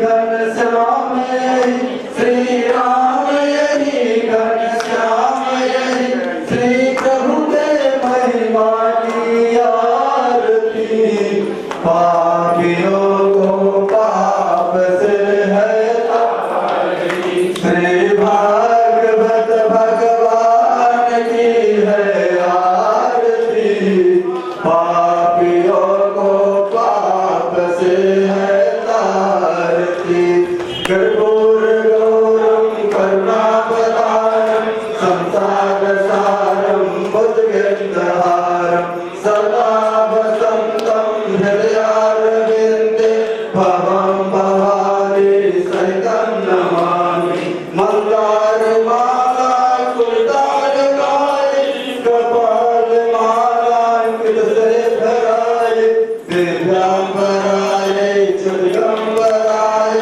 नमः शिवाय चरिता तुमेव तुमेव बंधो शरणा तुमेव तुमेव विद्या द्रविडं तुमेव तुमेव सर्वं मम देव देव नीलाम्बर श्यामल कोमलांगं सीता समारोपित वामभागं पाणौ महासायक चारुचापं नमामि रामं रघुवंशनाथं देवी प्रपन्नार्ति हरे प्रसीद प्रसीद मातर जगतोऽखिलस्य प्रसीद विश्वेश्वर पाहि विश्वं त्वमीश्वरी देवी चराचरस्य मनोजवं मारुततुल्यवेगं जितेन्द्रियं बोधिमतां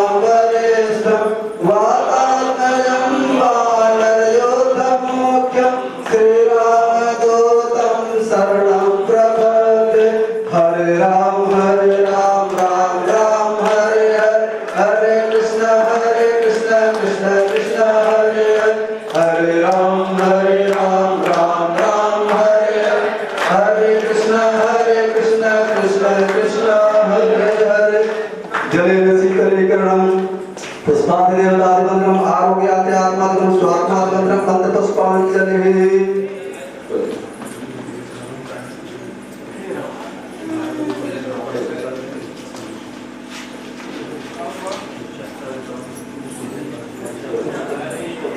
हरि ओम आद्रेण जगाय तदेवास्ता प्रथमान्यासन्ना देहनागम्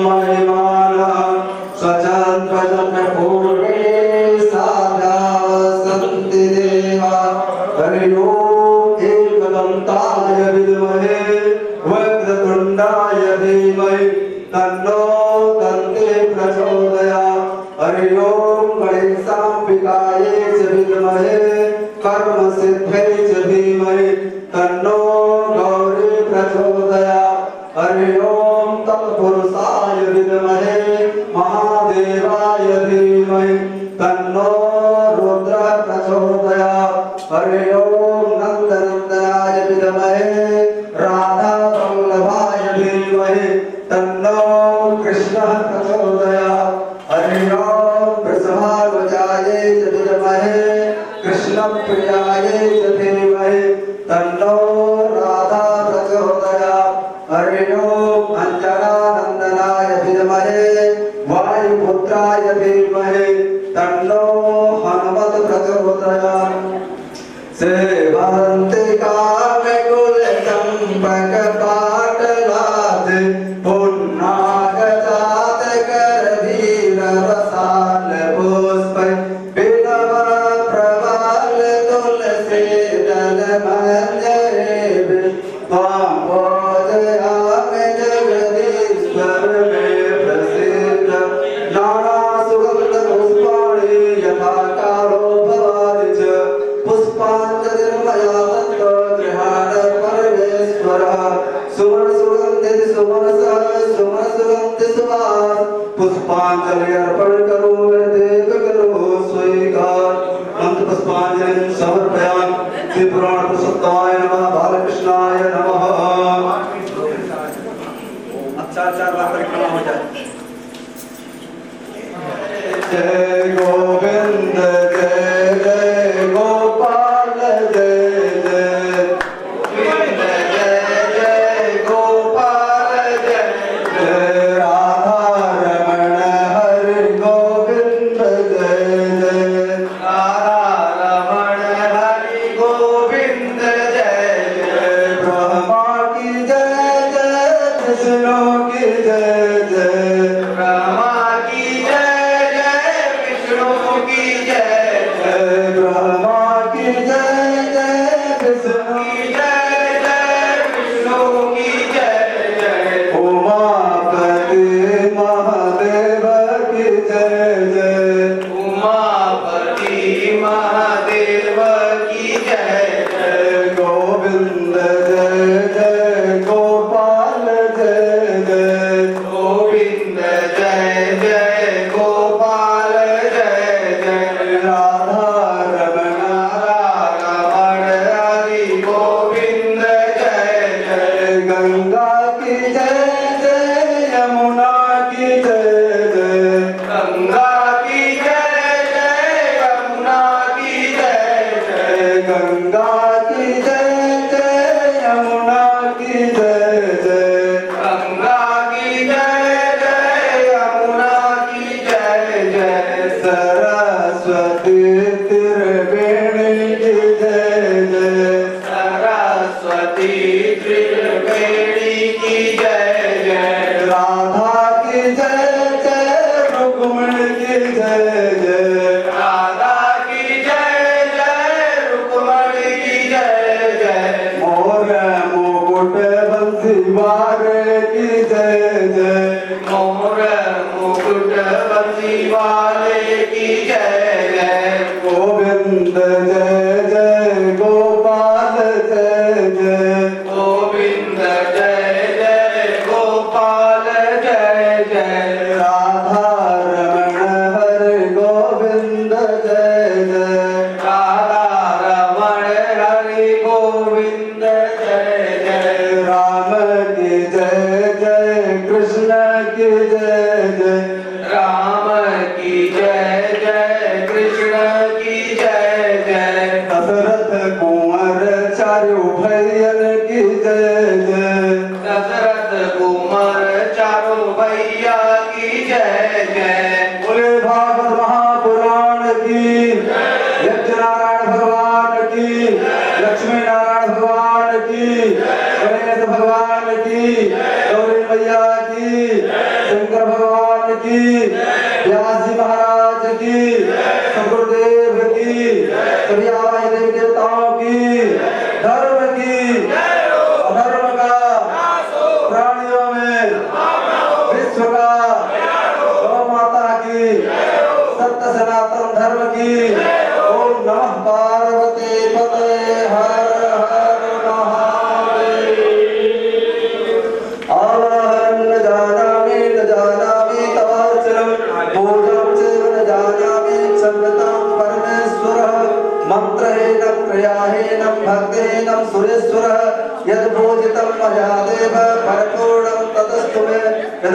पदभ्रष्टं मात्राहीनं च यद्भवेत् तत्सर्वं क्षम्यतां देव प्रसीद परमेश्वरः।